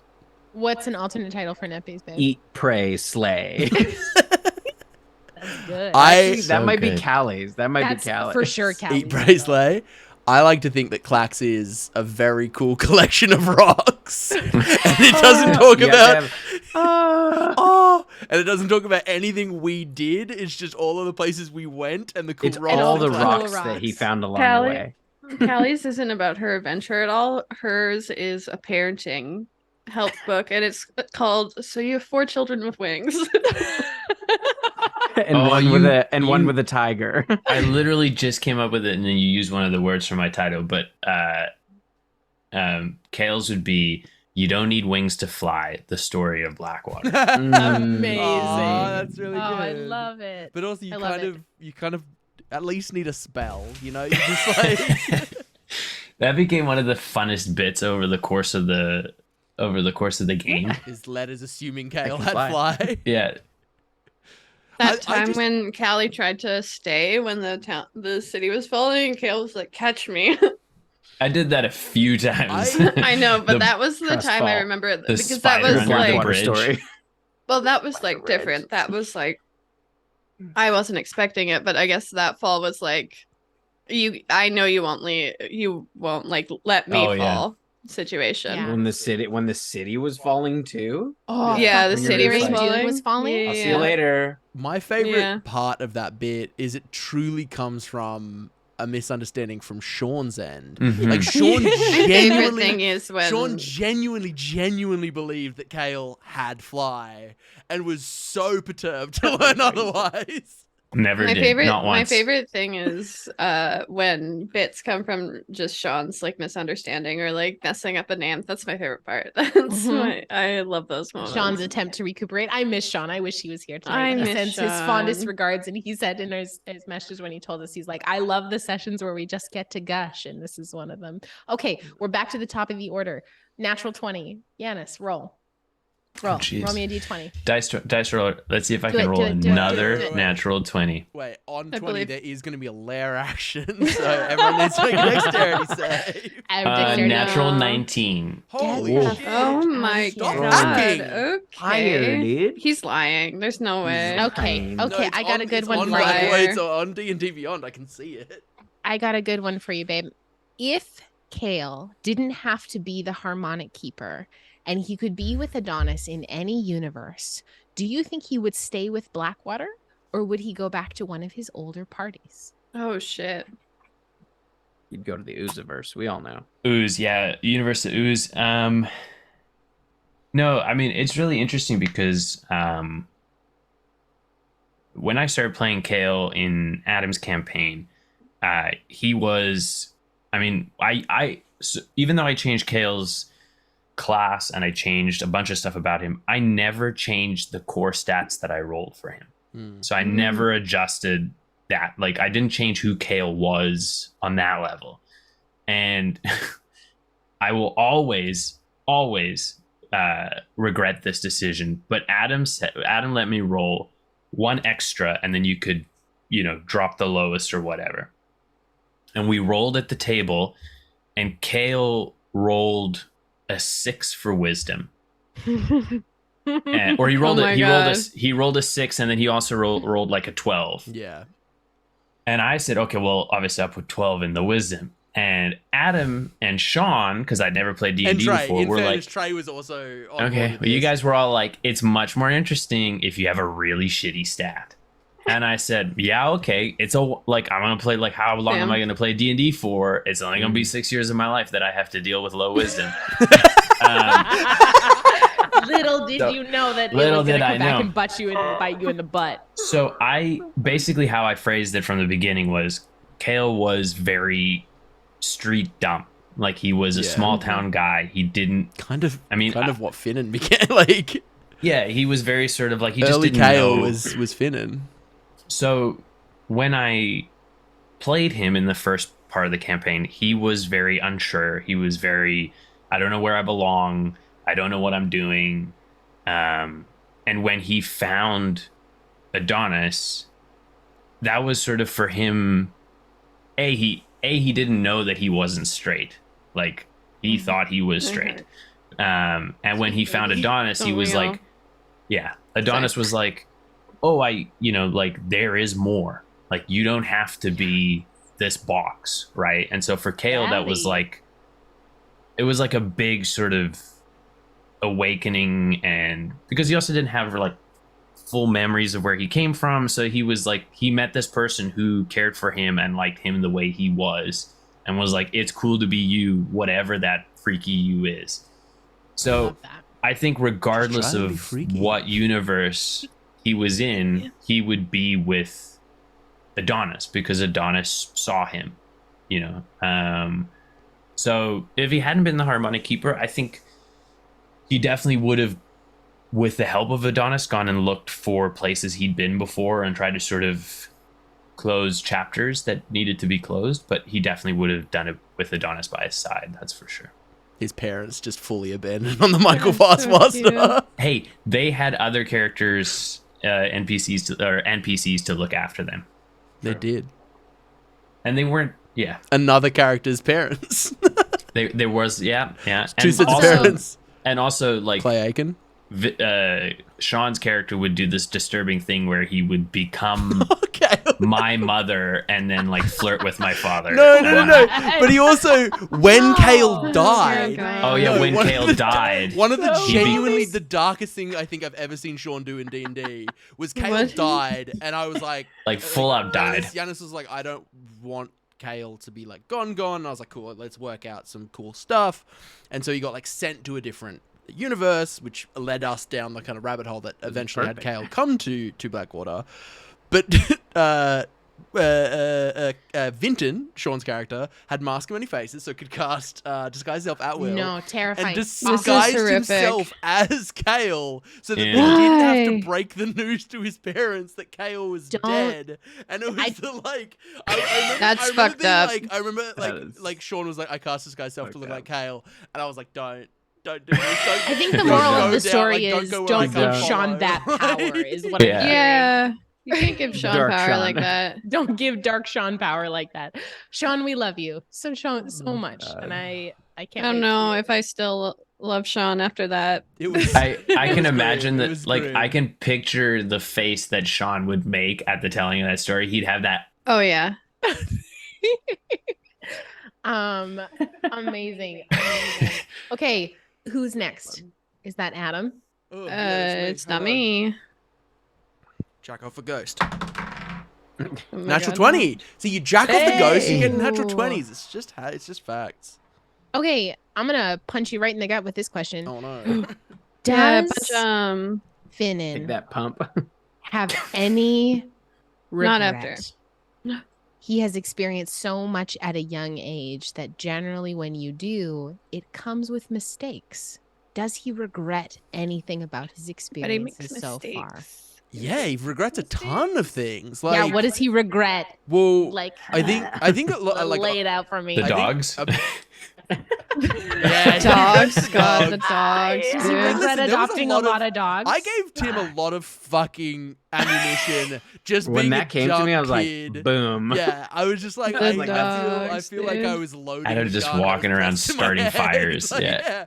But no, I think a big one was it was a beautiful but horrific melding of my misunderstanding of how a spell worked, but also like Finnan's knowledge of the spell Mhm. with plane shift. I thought if I Oh broke my the circle, god. because Finnan was like, I'm staying in the Earth Elemental plane, and my Adam the player, I thought if I break the circle, I'll get left behind, and everyone else goes.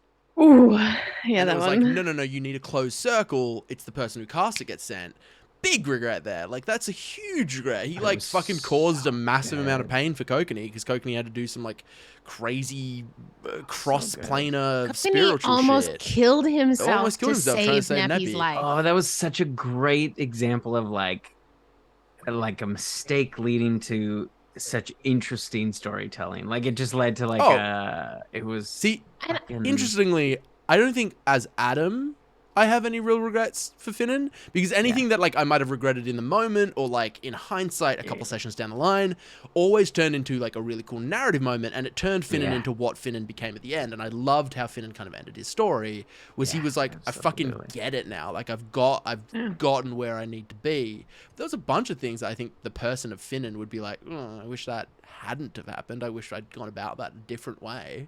That thing that when Finnan at that moment when he broke the circle. That was a moment where we talk about the fucking matron deal, where people were The literally same thing. mad I at was- me. Yeah, that was Adam. the I first was time. livid. That was the I was first so time I fucking mad. I experienced remember bleed. the car ride home with Sean, and it was uncomfortable. But it led to really I remember within Neppy and Kokanee's story, when Neppy and Kokanee returned, that was it. Cemented. They were done. That that Make was mistakes. their moment. That was I love that. they had been expressing their feelings towards each other and trying to explore what that was. And after that, when Kokanee almost died and he almost lost Neppy, it was that's it, we're fucking done, you're it, we're together forever. That's the way that this goes. So Exactly, we wouldn't have Clack. We wouldn't have Clack if not we for that wouldn't moment. have had Clack and all Um, of the tiny baby light keepers out And listen, there. Clack And then we fucking wouldn't have had the spiders. So Clack saved what's Callie that? and Finnan at least. at Oh, yeah. the demon incursion in Wolfreen. Oh yeah. Because And Kamea, yeah. Finn, Kamea, and Callie were all down, and Clack did animate objects with the Wand of Wonder. Yeah. And a bunch of things fucking piled on the rift and like stopped more things from coming out. We were dead. Like that was three people done. Like we were for sure dead if that hadn't have happened. So like hindsight, great. And I think it was a real challenge playing a kid. I'm not doing a campaign 2. Oh my gosh, for you set yourself up. Because it was up with some difficulties. Yeah, it was really, really hard to like it's hard to walk the line of like it's what my character would do, because it is important to stay true to yourself. Stay true to that and stay true to that. But it's also, you don't want to be like, well, that's what my character would do. I'm going to do this thing that's shitty. Yeah. So it's a real fine line of like, I was like, no, I can't justify Finnan with how like idealistic he is and his image of Blackwater from the get-go. He idolized Blackwater because they saved his city. Like he had this weird image of them at the start, quite unhealthy. And so those early adventures, very he was parasocial. Often, yeah, 100% parasocial. He had a hard time coming to terms with like the reality of adventuring. Sometimes people get left behind. Like sometimes hard decisions have to be made. And I think what was interesting about Finnan was he went, oh, hard decisions have to be made, and he kind of flipped the coin, where he went, okay, I can make those hard decisions now. Like, let's kill the dwarf.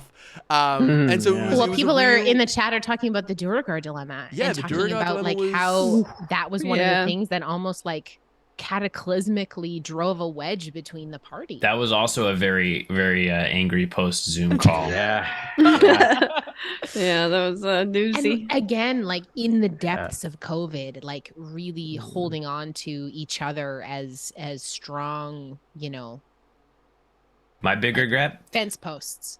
I just you guys just let me join a play, and I jumped in a bunch of lava and died. That was big That regret. was so funny. It was like second week, you guys are like, come on, play. And I'm like, fuck yeah, I've been waiting 2 years to do this. I kill myself in the lava. So funny though. Tim's like, yeah, you might not be able to bring it back. And I was like, cool, peace out. It was a great 2 sessions with you guys. Wait, was that in the Oh my fire elemental God. plane, or was it a different place? It was the fire elemental plane. Was It that happened more than once, but that was. I did kill Okay. myself numerous times. Yeah, Kale came right for the elemental stuff. Yeah, because Yeah. Kale started in the you're right. the 1 year off that we had before. All That the, was the keeper babies were funniest born. session as well, because we had Jeremy, who was calling in from I England, I love or him. like not, maybe he wasn't England at the time, He's but Cleveland, was Ohio. like very much ahead. 3 hours. And that session went so long. Yeah. For like Like- such a random like little like roadside encounter, and it just became so out of hand because Sean was like reverse gravity. Shout out to and- Jeremy Cobb, our dear friend from Three Black Halflings. Also, if you're not listening to Three Black Yeah, what are Halflings, you what the doing? fuck are you doing? Yeah, what's Like, wrong go, with you? go True. listen to Three Black Halflings. We love them so much. Their new actual play, which is set in the Wagadu setting, which is we loved so dearly. Go get It's on very that. cool. Jeremy told me all the about Curse- it. He gave me spoilers, Amazing. and I was like, ho ho ho. Right, Jeremy's so friggin' cool. Timmy, maybe you could drop a link in the chat to the Three Black Halflings podcast. We would love you for that. But Thank yeah, you so much. to kind of ramble down to a short answer, yeah, of course, Finnan has tons of regrets. I think no person who finds their adulthood with a group of adults Thanks, Teeny. ever does it gracefully. Absolutely. I think it's hard Yeah. when you have a group of friends who are vastly older and you're doing stuff that's like kind of beyond your years. Like Finnan was a kid doing that was always so difficult to rationalize, is be like, this kid is doing shit that he should just be balled up in a corner just crying. Like he shouldn't have to handle this shit. And so yeah, it was tons of regrets, but I don't have any regrets with what Finnan did. Because I can see where it took him, and so it was always great. Because again, it comes down to like trust, Tim and my fellow players.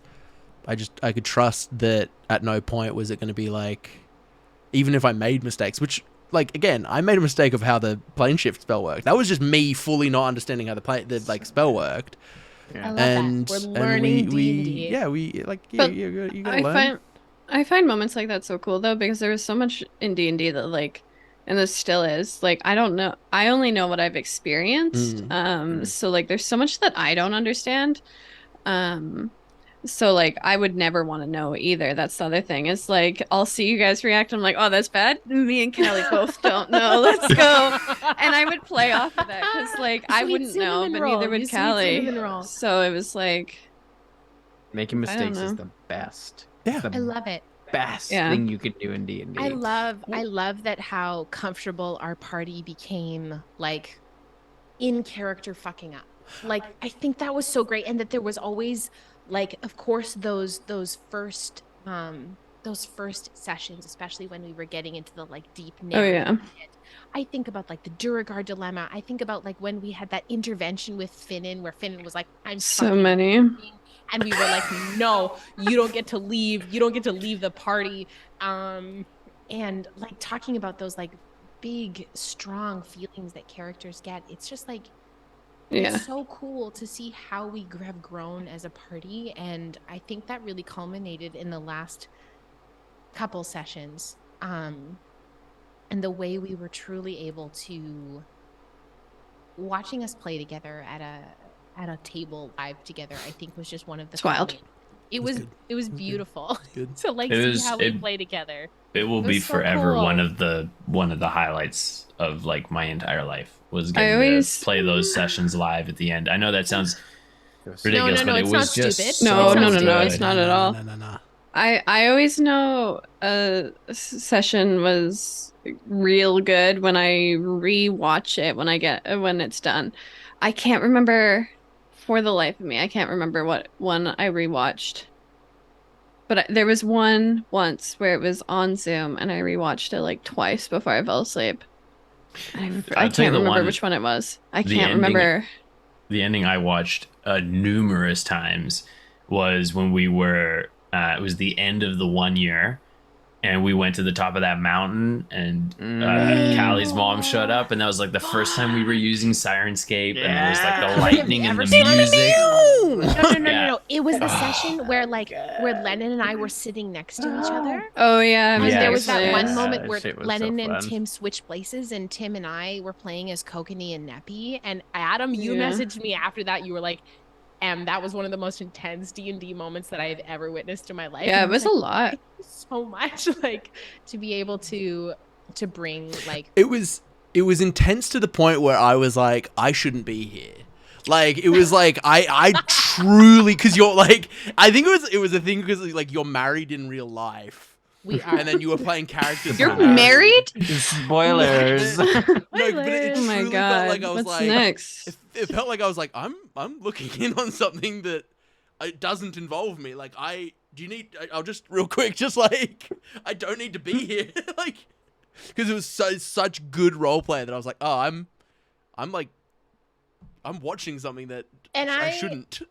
I hope that there's so many opportunities for us to play together in person in the future. And like, trust me, we're working on it. Live shows. What the, about some like, live shows? Get some. Live shows. Tell your please. friends. Bring your dads. friends. Live shows. Wild. So fun. But I want to be able, like, there was a moment in the final battle episode where Lennon just came up and said, I want to see what it looks like behind your screen, Tim. And that's like, and Sachi gifted. And like, I wanted to like, squish it. you wanted to squish the little pokey thing. And it's just so, that like beautiful Also having ability. maps and like fucking Yeah. having the like the Fuck. spatial of like, oh, where am I Yeah. again? Oh, I'm right. I can see. Like, that was a lot of what Em and I were talking about, was just like logistics of like, oh, that's how far I am. Yeah, I can get there and turn. Like, I can deal with that. And I was like, like- no, you got to do this. Watching Finn and sonicking Sean across the crawl onto the board. map again. I missed that. I missed watching Sean try and get into the D&D map. Sean in person is one of my favorite things because the energy that he brought to playing in the studio was the exact energy he was in my living room. Just he was up on slightly my louder. couch, like Do you want to right know what here. have you ever, Sean, the perfect way to tell people what Sean is like in person, have you ever met a Great Dane puppy? Yes. It's Yes. all the energy of a puppy, but he's too large to be doing the shit that he's doing. He That is scared Sean. he scared Em and Tim's dog because the first time he met deeply. the dog, he was like being all started dog energy, acting and like the a dog. The dog He was made- like, he "Nah, I'm was not like- about this." He pulled faces until my daughter cried, and then he kept going saying, "This is when you got to get them used to it."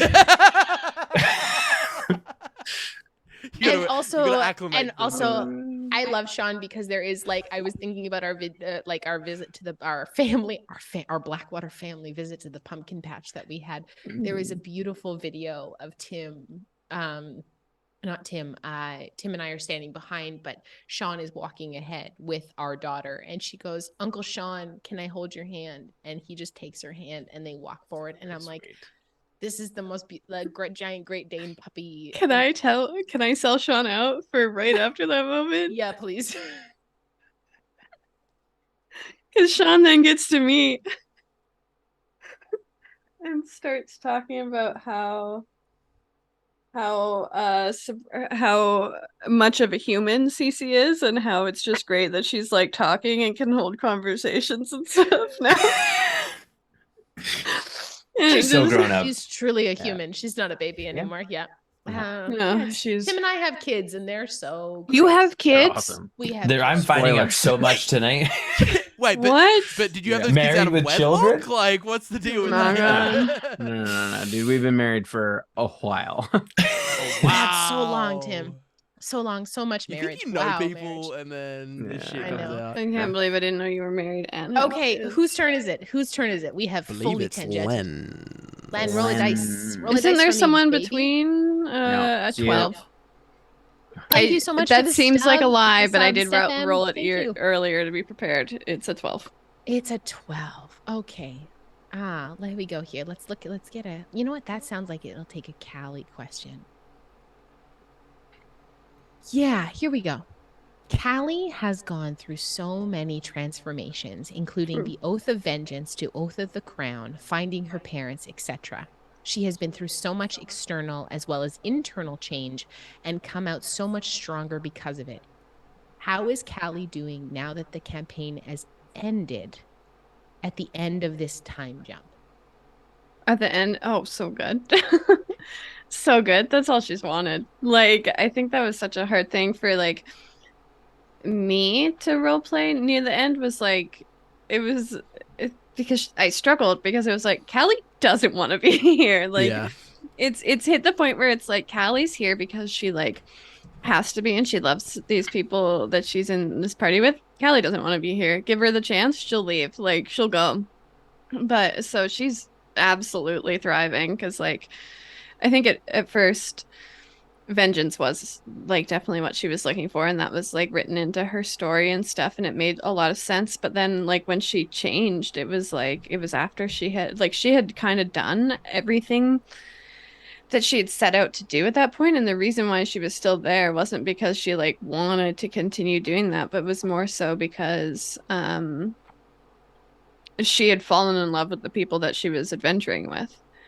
So that's where that shift came in for her, because it like, yeah, she didn't want to adventure, but she was like, I'm going to though. Like, I'm not just gonna be like, hey, bye, see you later, good luck. Like, also that wouldn't really work for me going, because like I wanted to stay at the table. That's yes, something I always admired about Callie, is that like, you know, that there was always so much that Callie could have just hung up her sword Mm-hmm. and stayed at home, that there was every opportunity in the book that at every opportunity Callie could have stayed home, and it would have been such a reasonable choice for Callie to be like, no, I'm done.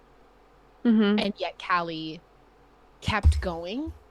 Like it was something that I think Neppy admired a lot about Callie, was that like Neppy knew that she had to keep going, even though she desperately wanted to stop and desperately wanted to hang up the title and to not be the person who was needed all the time when the world was falling apart.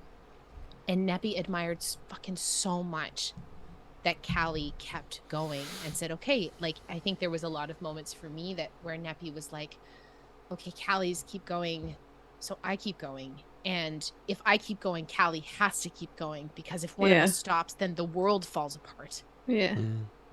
I think It's beautiful. It's delightful. I think another thing that was just like, I guess with Callie would have been like, a lot of her near the end, like the scene where like she died and she had to be something, not revivified, because that wouldn't have worked. Resurrected? Resurrected. dead, Thank you yeah. so much. I think a lot of that Grace wasn't. dead, yeah. Yeah, I think a lot of that now, like looking, I guess, being able to look back on that from like it being like the end of campaign and everything, and her being in the spot where she wants to be. Like Kelly never wanted to die. Like she never wanted to not be resurrected, I think. But I think a lot of that was just fatigue and tired, and exactly that, like having the world riding on her shoulders was a lot. And she was like, I'm tired. I don't want to do this anymore. But we'd known that. We'd known she hadn't want to do it for like a long time. So And I it think that that's was something that's really cool that we got to play out as, like, you know, you see a lot of parties who reach those upper levels. And I really appreciated how much this party dug into the fact that, like, yes, we're adventurers and like this is our choice and we're here and like we're desperately trying to save the world, and also this is fucking hard. And like Mhm. It's not our like, first choice. it's not our Yeah. first choice. If we had any other option in the world, and that's what and then I'm drawn back to, like, I think it was episode 35 where Sean made me ugly cry on the internet, where he was like, my name is Letters Blackwater, that and I made me do sob. want to be here. Mm. Where he made me, I had to mute myself because I was sobbing so hard. Is Same. that like there was always that impetus within Blackwater that they did want to be there, that they knew they had to be there, because otherwise the world would truly fall apart. And I think that that's something that I champion in each of the players at this table, and in Tim, is that we had so much investment in this game, so much investment in these characters and in this story, that even if we waned or we waxed a little bit about our investment or where we were at within the game, that it was never a question of that Blackwater was going to finish the job. That it was like, this was the job we have to do. This is, this is who we are as people. Mhm. And we have committed to saving the multiverse. So let's fucking go. Like, let's do it. So I loved that. I loved that the party just kind of bit down and said yes. Yeah. I think a lot of Callie's change too was more so like, yeah, because like when I started the campaign, I think I'd never played D&D before. I think I was joining the campaign just for like maybe even a session. Like it wasn't like I was joining fully, I don't think. And like Callie I made through like a generator through Google, like her story, her That's true. backstory. You did. You like did. Callie's backstory, Google generated, baby. And I think a lot of that was like I played one session and then I never missed a session after that. Ever. But I think the thing about Callie was just like I was so different then. Like I went through so much change, and like Callie was so much like who I was as a person, but then also like I don't know, she was a lot. It was actually why I struggled so much at the beginning of the campaign, like when we started streaming. I really, really struggled to stream it because it was so like deeply personal almost, because Callie was such a personal character for me. I really struggled with that. And like how much admiration I have for you, Len, to be able to stream both Callie's journey and simultaneously your journey, because they were intertwined at that point. Like So much. How So much- messy. so yeah, and So like, so very All the messy. bleed. but I think that's the beauty of D&D, right? Like so much of my life is intertwined between Neppy's story, right? Like, and I've talked about this like extensively on Chatwater, and like how much I learned that Neppy and I shared subconsciously when I was creating her backstory. It's like I'm really trying to tell the story of how I felt as a young person and the way that I tried to interact with the world. And it's like everyone grows through this game, and like what a fucking privilege it is to sit at the table with people that you love and care for, and for 4.5 years and tell a story where you not only change and grow. Like, I had a kid and that was entirely streamed.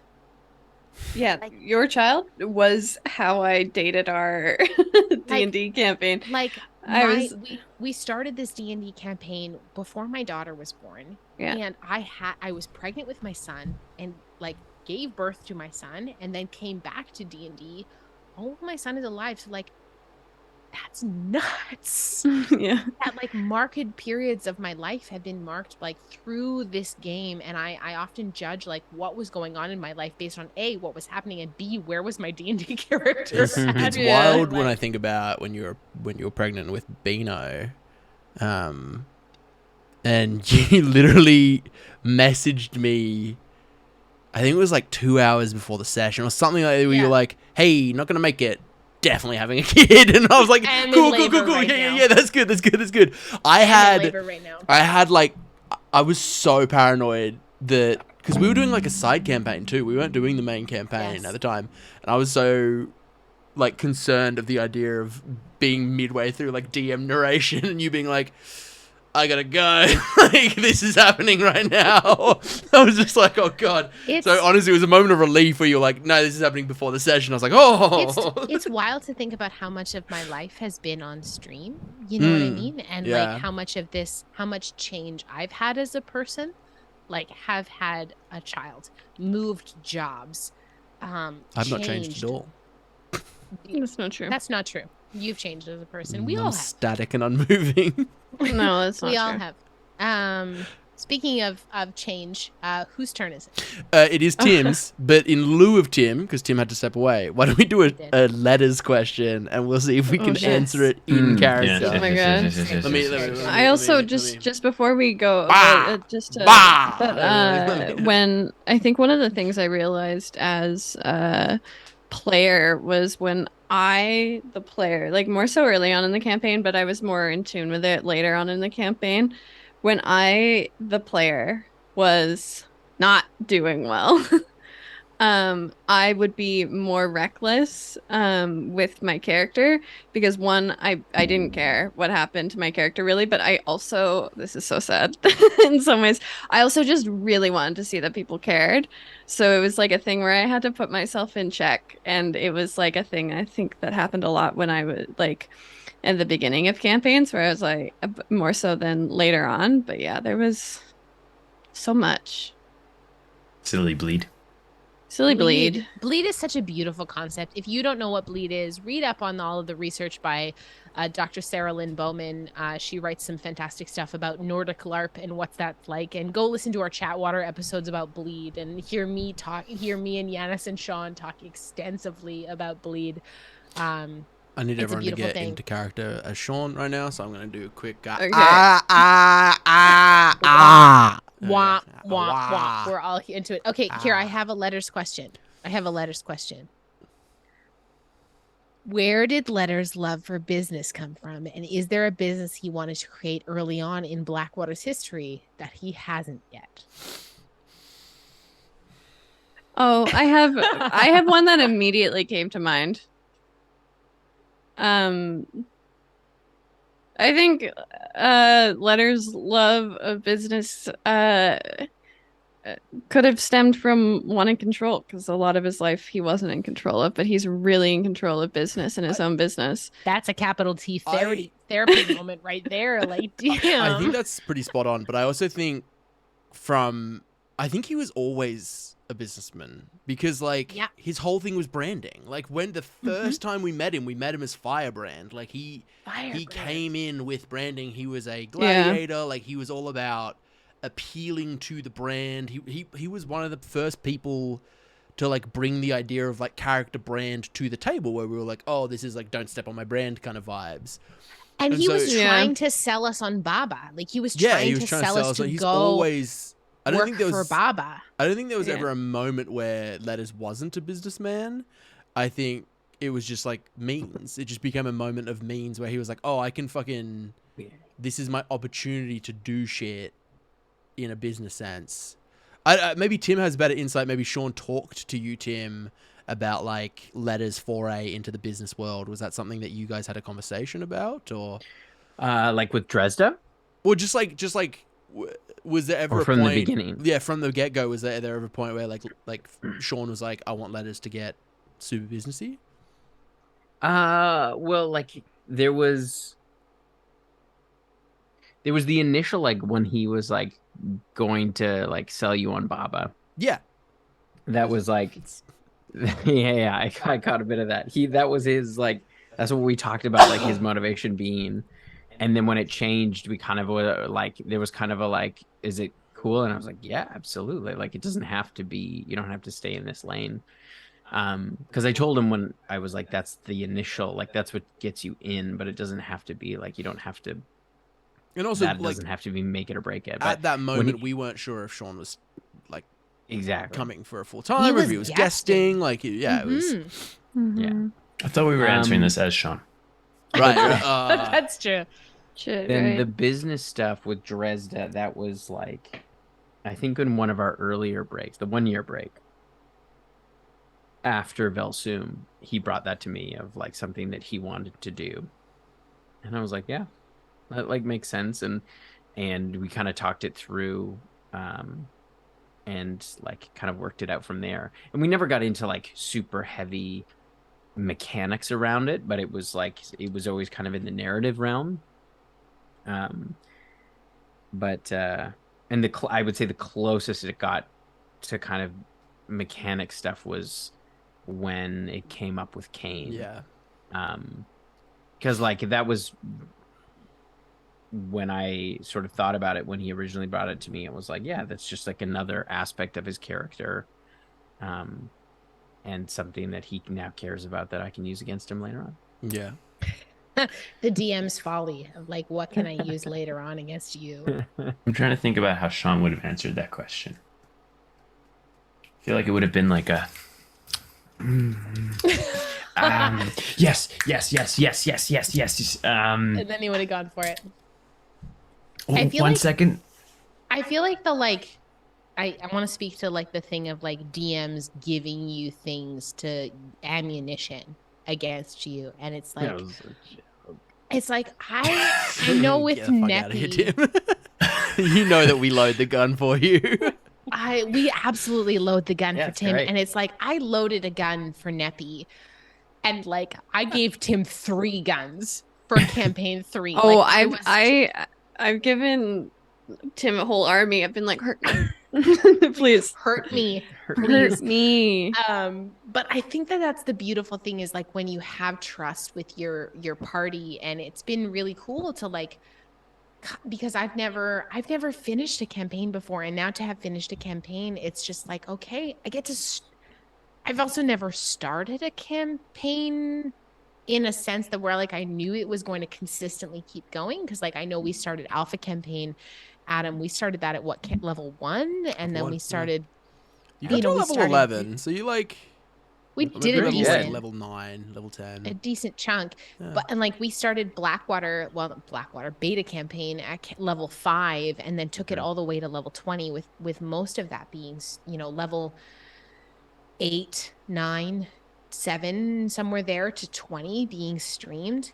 Damn. No, we were, because Torrin was level 9. So we were level I think 9. we were above level 10. 10. I think we were above level 10. I think it was 11 when we first started streaming. Yeah. Okay. When did Torn kick it? What level was that? That was on Can stream. you kick it? 9. It was Can you during kick the it? invasion of Wolfrain, the elementals. Right. But it's like it's Which- so interesting to think about like I how have you given- enter oh, a sorry, go ahead. campaign now. It's like we're gonna be entering as like I'm terrified. I also noticed Level. that, Danny. I'm I terrified. have given. Yeah, Sorry. campaign 2, we all died. campaign 2. All We dead. did our session 0 and died in it. It was really bad. It's like It was awkward. It's thinking about like level. It's thinking about like what we're coming into this campaign as like very low level characters, Yeah. and like how I'm how so we change. scared. Writing 'Cause, like, backstory is hard for... When I've I- given Tim absolutely nothing because I will not allow him to have a loaded gun. He It's will like- find out when everyone else does. But it's like I'm we so came in terrified. at level 5 for this campaign, and I was like, here is a plethora of backstory, and I was like, Neppy's a high priestess. I was like, she's a high priestess. She has been titled like this, all this stuff, and I challenged myself to come into this new campaign, maybe spoilers or whatever, but it's like, nah, like I just want to be a person. Yeah, level No, 1 I is often just like, what was their childhood like? How did they get to what the was their spot where they're childhood? like adventuring? I'm so terrified for bringing in my campaign 2 character. I'm so scared that she's not gonna be able to be along. Callie's the only character that I have been able to play for more than a one shot or a little bit, and like she was just basically me. So to be able to like, I'm so scared. We haven't talked about our classes, have we? We're not revealing our classes and stuff. No. I will just say secrets. I'm scared to step into the class shoes that I have to step into. I you're am stepping- playing a level 20 I'm wizard terrified. named Levels I'm so Blackwater. scared. It was real weird that Tim just like fully agreed to it, and Sean agreed. doesn't have an idea. Didn't even have a clue. You didn't know? Yeah. I'm so excited to see, like, because we all play together so well, I'm so excited to see what it's like for when we come in as brand new characters and we have to relearn each other. Yeah, the Right? 'Cause, growing like, pains. There is a fantastical, like, beautiful amount of trust between this table, whether that's like player to DM or player to player, and whatever that looks like. And I love you all so very much, and I'm so excited to see what that looks like when I get to figure out what this sweet tiny baby that I bring to the table. And I'm like, please love me. I just got my color art. I also just got I my saw color it. art. I Color sent it art, to too. M. I DM'd it to M. Oh, and it well, was like, everyone put I it in the got group Rosie. chat then, because No, you can't put it in the group chat. why Keep not? it. Oh, shut Be the fuck up, secret. I gotta Lennon. see Sean's. I gotta see Sean's too. Sean hasn't showed me anything. Sean I have showed seen- me because I'm cool. What I love is that we're each seeing, because like, you know, we're each seeing pieces of like of stuff for campaign 2, and we're also passionate about this game, and we're also passionate about playing together. That like the stuff that's going on behind the scenes that like I wish I could tell you all in chat about right now is fucking phenomenal.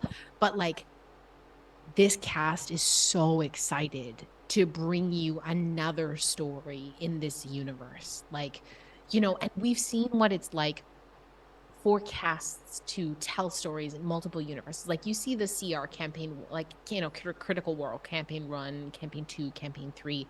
But like, I am so excited to bring our stories to a table for you and show you what it's like when this cast can play Yeah, again absolutely.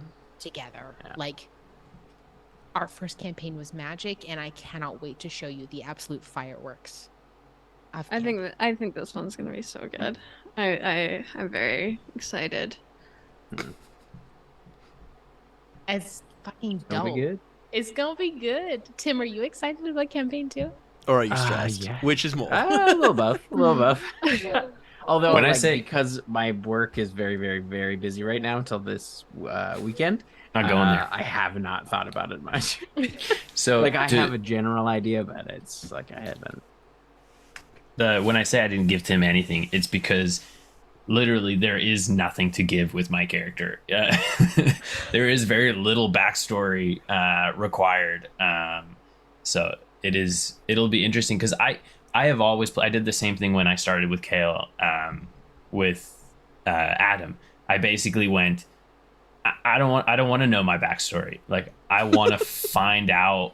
Like, I want to find out what makes Kale special as we go. Like, I don't want to be like, oh, he is a descendant of the, like, he doesn't know. He's just a guy from a place, and we're gonna figure out why he's special or why he's different. And that was cool because, like, I got to learn with everybody else why my character was different or, you know, special. I think I like to play D&D where I'm as much part of the audience as I am a player. Yes, I Like- think I think that's kind of what I've done with this character, and I think it's kind of what I did with Callie too. I was kind of just like, here's her backstory that I do know up to this point. Like, here's what she's lived. And then, like, I'll have, like, a somewhat of an idea. And I'll be like, I don't know what it is, though, Tim. They'll hurt me. Like, emotionally wound me with Hurt this me, character. Tim. That's the fun thing, though, is like there's layers that get sort of discovered as your character grows. Like even within the Blackwater campaign, there was layers of character like ideas that you would have for your backstory that get folded in later, and it's almost like I feel like they get folded in because not just because you as the player just had the idea, but like your character is at the point where they're ready to explore that. Where it's like I think about like the stuff around Finnan's mom. It was like think about what you were like level 16, and it's like it's not that was never there. It was like Finnan was ready to deal with that. Yeah, That's why was it like... came out then. It was like so it wasn't like we were going back and retconning. It was like we always knew that like it was just kind of an open question, but it was like and the stuff with Callie's parents. It was I did have a moment with that though, because I remember asking you, being like, we're on the same page about this, right? Because in my backstory, I had alluded to it, and then I forgot whether I had alluded to it in my backstory and if it had just been a thing in my brain for years.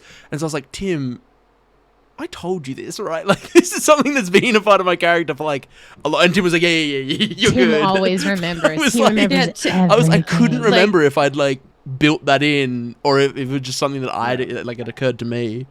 Tim and I have like we've talked about I think this character so much. We were talking about this character.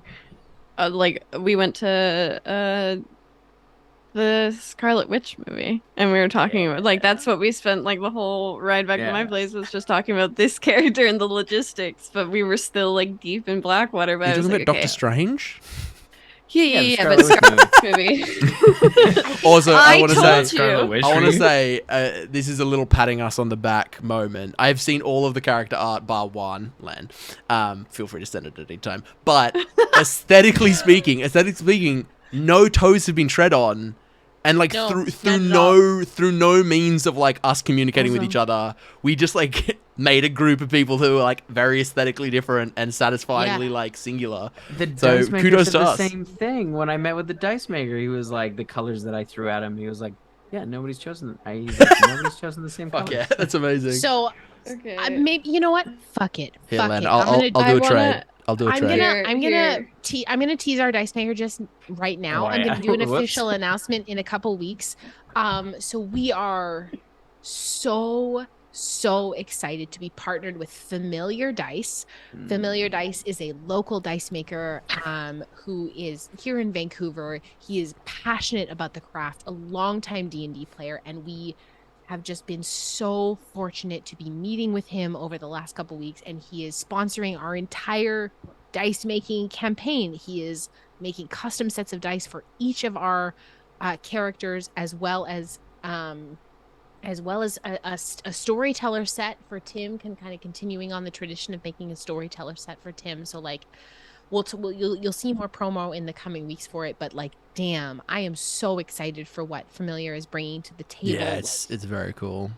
The dice taste beautiful, Rusty. Like I was the dice taste did you also make a joke where he was like, please don't put them in your mouth? No, I didn't make any jokes at him. I got explicitly told that these dice can't go in my mouth, and I got my meeting and was like, don't put my dice in your mouth. It was my meeting beforehand where I was like, there is a chance the dice will go in our mouths, and he was like, no, I was don't. told I was like, I would never put them. He was like, you'll get injured and you'll cut your mouth. Also, yeah, he was like, can't the put resin in your mouth, and I was like, I would never. I'll put the other dice in my mouth. I would never, but I got it. I'll have a proxy die. I got a very explicit. Do not put these dice in your mouth. Something that I think I would do it. So like something that I think is really, really cool is that like we have shown you for campaign 1 all of the stuff that we are capable of, and like fucking buckle up your butts for campaign 2. Like you get to see us build and form our party. You get to see us like build our brand as Blackwater. Like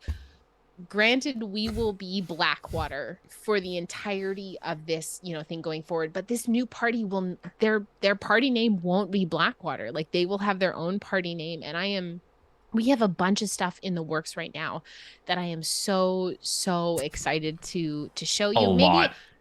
Maybe I'll just tease a little bit of it right now. I'm going to be doing a one shot over on AFL. Over on A Filthy Lot, I'm going to be DMing a one shot in the Weird West setting. So I'm really excited about that. That's happening on October 20th. So more deets to come. Len is going to be playing in that one. We're going to be playing as everyone, I think, is going to be as decided that they're going to be courtesans from the Ambrosia Inn. It's going to be very exciting. Okay. We have a lot of cool stuff. Also, man, the photo shoot that Cody did with us. Oh my god. So hot. Like, damn, we're all very attractive people. Like, what? This is very exciting. It's very exciting. We love the folks from A Filthy Lot, and we love Cody, and I'm so excited to show all of you what we have been working on so deep, like so passionately to bring to you for campaign 2. It's going to be a wild ride, and I'm very excited. It's going to be real good. I'm also aware of whose turn it is next. I want to at least get through one more rotation. It's yours. Let's get to the end of this rotation. It's Tim's. It's Tim's. Tim. Roll me a d20, babe. Because we did the Sean one. Yeah, we did Sean. 6. A 6. Okay. Okay.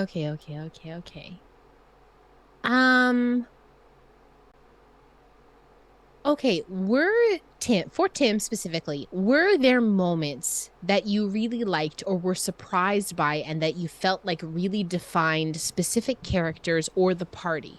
When was it and why? Yeah, what a big question. Any party defining moments or character defining moments particularly for each character? Yeah, I think everybody had character defining moments. Like, I think I'll try to go through individually for me that stood out as character defining moments. When a few stand out for me. Yeah. And also feel free to jump in with your own, but from my perspective, like when Finnan fully embraced Relauven. Yeah. And that journey, and then also the end of that, like when he brought them together, like Rysel and Relauven together, that was like a pivotal moment, I think, in the character's journey. Was there a part of you that was like, I had really cool mechanics for this fight? Like, no. Was there any part of you that was not like, at all. Dang. Not at all. It was like the no, it was like when I had an idea of what could happen with the Orpheum or with the Orphea. But then it was one of those moments where like what you came up with was cooler and was better. Like it was better than anything I could have come up with. Agreed. Because it happened organically in the moment, and it was like, yeah, that's what it always should, like, it was always meant to be that. And funnily, not that it came up a lot, but that was the moment that, because then we leveled up pretty immediately after that, and I took skill expert in persuasion. That was the, like, because he talked Rysel down, that was his, like, oh, I'm good at persuasion now moment. Yeah. So I could mechanically reflect that. Yeah, it was awesome. Shadow is saying in chat that Letter's defining moment was both Blue Ribbon and the Parade of X's, as well as taking on the Blackwater name as a close second. I would argue that made me sob. Taking on the Blackwater name made me ugly sob. Yeah, So that one you watch us both mute our mics and just fucking mute our mics sob. Yeah, it was beautiful. Almost. Sean had a lot of really great moments. Another great one was when he met his dad. Stop. I hate Sean for that so moment. Unresolved. Like, I hate Sean for that moment. Oh, yeah. It was... That was very... he was such a tease because he just refused to cash in on it. Mm-hmm. But that speaks to Sean's ability to just not metagame. He's like, my character does not know. I will. He's And so good. like when a big one for I think Letters was turning down Serpenthus. That was like a big Man. That started a big bit of like no skin. I shipped them Fur so only. hard. Yeah. I shipped them like that. Serpenthus was willing to like alter herself into a minotaur to like be Yeah. Certainly a what's- character-defining moment for Serpenthus. Yeah, but she Huge. was like, Yeah. I'm down. You're great. I will change myself for you. And he was like, nah. So- She was like, well, fuck. No, I didn't no. know the character Serpenthus. I think because there was like some reason where like it took me a while to meet the character Serpenthus.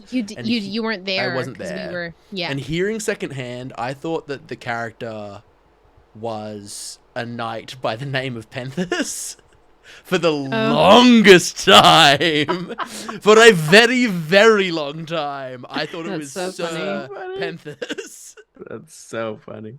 I think from Yeah. oh sorry, the Cali go one ahead. from Cali one for me would have been switching to the oath Yeah. to my wife. Why? That was, I think, such a great one. When she wasn't Absolutely. angry anymore. I think a real Blackwater defining moment was the Duergar dilemma. Mm-hmm. Oh That yeah. very much Absolutely. defined what the party was as a group. Mm-hmm. I think for Kale, there's been a couple, but obviously at the very end when he took on fixing the harp. Yeah, that was cool. That was very cool. But I also think finding out that Adonis took him from his universe was a Yeah. That you was a know, it was doozy. like a real That legend lore was so juicy. yeah, So the, like, juicy. the ground, you know, the earth shifted beneath his feet. And I think for Neppy, taking on the Matron of Vengeance's oath of fealty, as well as when, you know, Kokanee stayed behind and stayed with the kids. Fuck. That Don't was like a even real start with me. Yeah. yeah. Yeah, that was big ones. Bigs. And I think that, like, you know, obviously with acknowledging shifts in the table dynamics and stuff Mhm. like that, and like I want to, you know, throw a big kudos to you, Tim, for stepping into those roles. And like Mhm. there was a lot of stuff that needed to be worked out at the table, and for Kokanee to stay behind, and like for Neppy to work through that and to take Yeah. on like, and I think that and I've talked about this a lot, is that like there was very much a moment of like parallel for me of like going back to work and like being a working Yeah. parent and trying to figure out what that was like, is very much like a dual relationship of like Neppy's journey, you know, needing to be the adventurer that goes out and works and save the world, and for me as a mom of like I need to go out to work. Mhm. Like I I can't stay think- home with my kids all the time.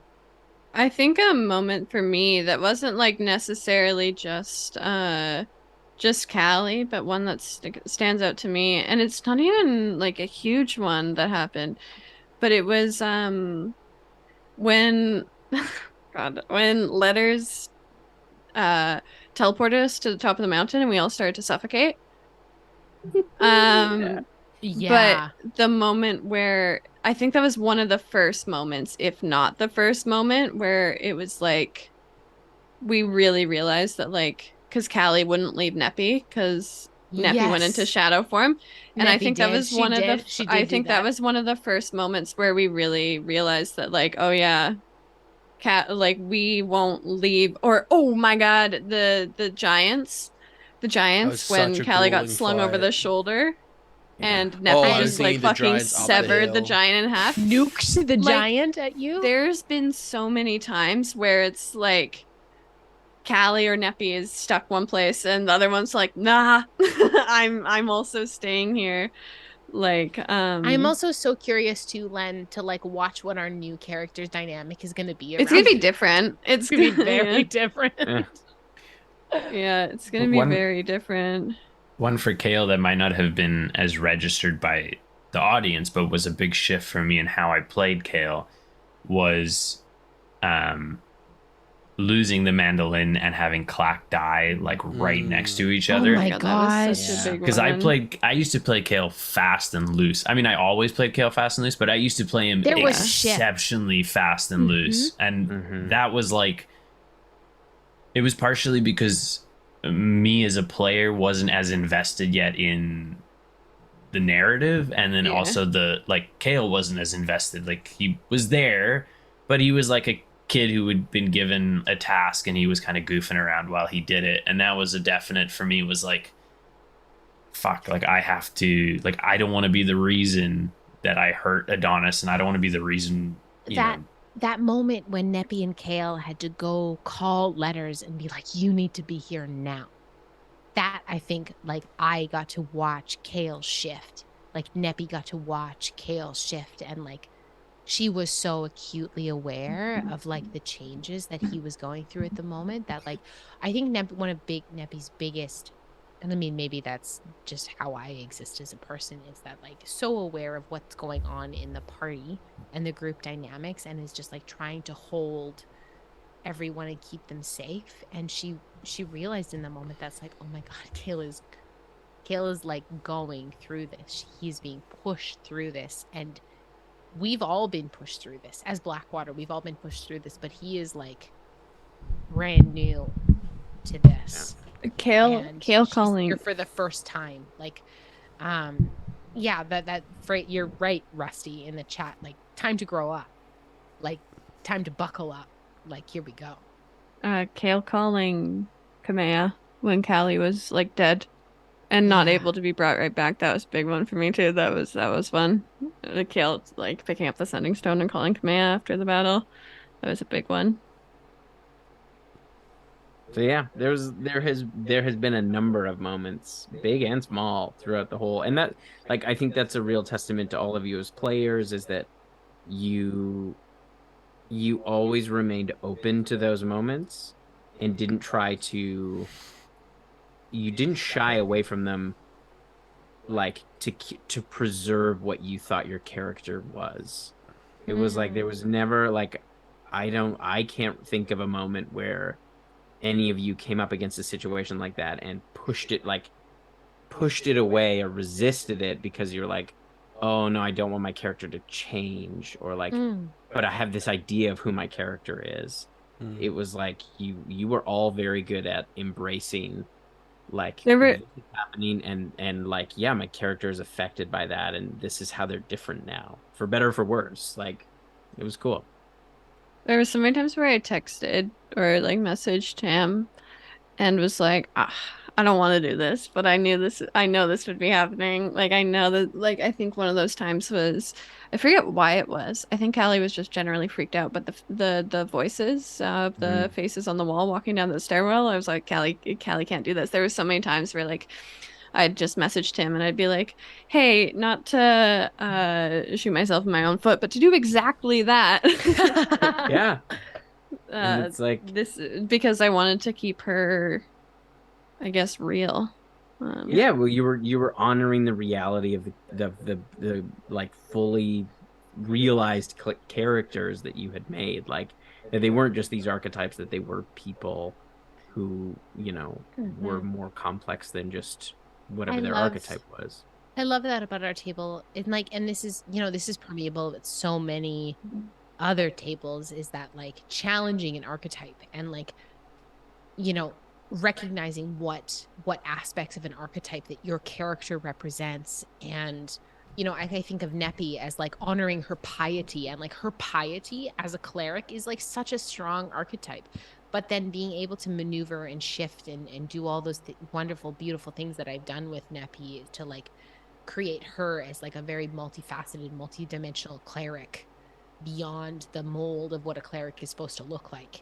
And I'm very excited to take something that I have created for campaign 2 and to, like, hey, this is the beautiful little small creature that I am bringing to this party, like, as sacrifice. Let not me sacrifice this baby, and, like, help them prosper and grow, and what that looks like.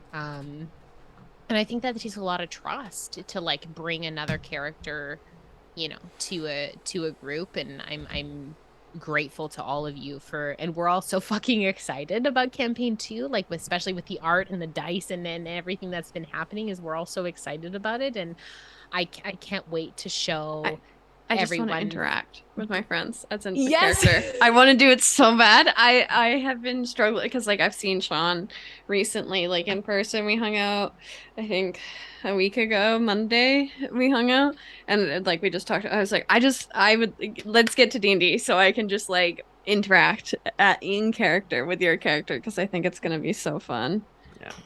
And I think that's like what a beautiful, and I've talked about this on Chatwater extensively, but like I am so grateful for the fact that I not only know my best friends as my best friends, but I get to know them as these other beings who get to exist, and I get to deepen my level of friendship with them. And like, what a fucking cool thing I get to do is that I get to learn my friends through a different, you know, portrayal Yeah, of who they are. it's really neat being able to play a character that M doesn't know everything about because M knows everything about my life. So being able to be like, oh, you don't know something, hee hee. I don't That's know. so fun because that doesn't happen in real life. I don't get to I don't get to play around with that so much. I don't get to be like, oh, you don't know something, hee hee. But I get to play with that, and that's the coolest thing about D&D for me is that I have secrets from my best friend. Secrets. I have Tim, secrets. that was your role. I think we are going to just do my role, and then we are going to cap it for the evening. Okay, so I got a 9, and this is our last question for the evening. And if you didn't have your question answered, or you have more questions, feel free to pop them in the Discord, and we'll try to answer those. Please do. Maybe we'll do another one of these that's just Discord. That's just on Discord. That's also very possible. You'll have to ping me because I am in 33 Discords and everything is in folders and everything is muted. You will have to ping me if you want me to respond on Discord. I'm so sorry. I'm in 33. My life is hell. I mean, it's great. I love being in Discords. It's an enriching experience. Okay, here we go. I have a question from someone saying, I have only wrapped a much shorter campaign. Most of my longer campaigns mostly just ended abruptly or failed due to scheduling. How does it feel to retire on a high note? Yeah. I mean, That's a great good. Feels good. It totally hasn't totally sunk in for me yet. I think I have a little baby answer to this one is I was very sad at the beginning. Like I really didn't want to wrap up and say goodbye to Callie, I think. And I was like really like sad about it. And I was like, I don't want to stop being Callie. I love Callie. But now that I'm out of it, I think I feel a little bit relieved. And I don't think that was the feeling that I thought I would feel. But it's almost like okay, this is like on to the next very fun thing, but also mixing in that nervousness because I'm very scared that I'm gonna hate my character. We'll just kill her if I hate her. We'll just kill her. No. Start a new Kill one. her. We'll just kill her. No, that's what we're gonna do. If I hate my character, we're just gonna kill her. No, devastating. Yes. Just put a But ticking. there will Just be put it people- just put a ticking time bomb, kind of like built into a backstory. And if you're like, no, I don't like this, you just pull the trigger on it. Yeah. Get me out. I think that we're all very excited to just like, you know, like we have. I felt like within the last couple sessions that I wasn't ready to say goodbye to Neppy, and I feel like I am ready to say like, you know, take care for now to her and like to like kind of tie the bow on that and to wrap that. And I am so ready for everyone to like fall in love with my new character because I'm in love with her already. She, her pronouns. I'm in love with her already. So yeah. So I think it's going to be really cool to watch this wonderful, wonderful cast. My bestest best friends bring some new sweet cinnamon roll babies, level 1s. Em and I are both like, you want us to go back to our old characters? Did you see how many children they have? No. No. No, they're done. Len and I did a yes. side-by-side of our new character art today and was like, please look at these young babies. Like, look at them. Yeah. It's an energy for sure. I think they both still reflect the both of us, but just different parts. For sure. It's very cool. If you have any questions in the chat, now is the time to throw them in there. Otherwise, we are going to be wrapping up here very shortly. I'm going to look through our like big questions list here to see if there are any like burning ones. Here, Tim Carlson, did the Ring of the Multiverse stop working, or does it still work? No, I think it still works. Cool. Well, yeah. I don't know. I guess we'll see. Okay. Now that Moradin's forge is inert, are the dwarves still going to hell when they die, Tim? No, because they did restart it, didn't they? They did restart it, yeah. Yeah, so no, they're not going to hell anymore. But also, it's like there's not a lot of people who worship Moradin anymore. That's very true. That is fading. There's not very, and now it's Seer. Do Neva and Tad have any babies together? No way, dude. No way. They're absolutely not having children. No. They're way too invested in their careers. Big dink energy. Does Nissa have any children? No. God, no. Yeah, amazing. No, she does have a boyfriend, though. 100% she does. Faldrick, I love and that. big reveal, that boyfriend is Finnan. Oh, Tim, I have a question. Mm-hmm. Yeah. What is can I get a quick moment of Neva, but it is my 4-winged children flying through the halls past her office. Yeah, absolutely. Yeah, absolutely. She's like, she has to deal with wrangling the family now. Yeah. But now she's training up like the rest of the guard. Like, you have to expand your guard now. And also, Teeny, what is Codus up to? So fun fact, Codus is like a level 20 retired fighter. Like, I love him so much. Him becoming a house guard was his like, well, I'm gonna hang it up. I've done my adventuring. I'm just gonna be a house. I'm gonna guard this keep. We could ask him at any point to help us, and he would have been like kick ass. And we just were like, you know what, keep hanging out here. And he was like, oh, thanks. He's the John Wick of this universe, but nobody has hurt his dog. His dog being John Blackwater. Is Codus John Wick? That's the question. Yeah. We don't need to deal with Kane. Kane is dead because he threatened Blackwater, and Codus is like, oh, okay, I'll deal with it. There are so many other really good questions in here that I like, that I really want to get to. Okay, I think that's it. Yeah, I think that is the end on our the big questions in the Discord, and we'll. I got most of them. I did a good scroll through. I got the main big questions. If there are burning questions that you have, please come join our Discord. Our Discord is just like a wholesome, wonderful, amazing place. Please come hang out with us. That's not how you spell Discord. Listen, I was trying to be faster than Teeny. I know I have the advantage of like knowing when it's live, like doing it without the delay. But Teeny's really fast. Discord. Teeny has buns. That's the hack.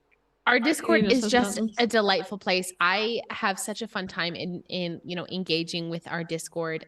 There is one question in the chat that we never got answered, Tim. And Tim, I want you to spill us like Clack facts. Facts. Tell us a little bit about what Clack is doing in the 5 years penalty. Specifically requested for 2 truths and 1 lie about Clack.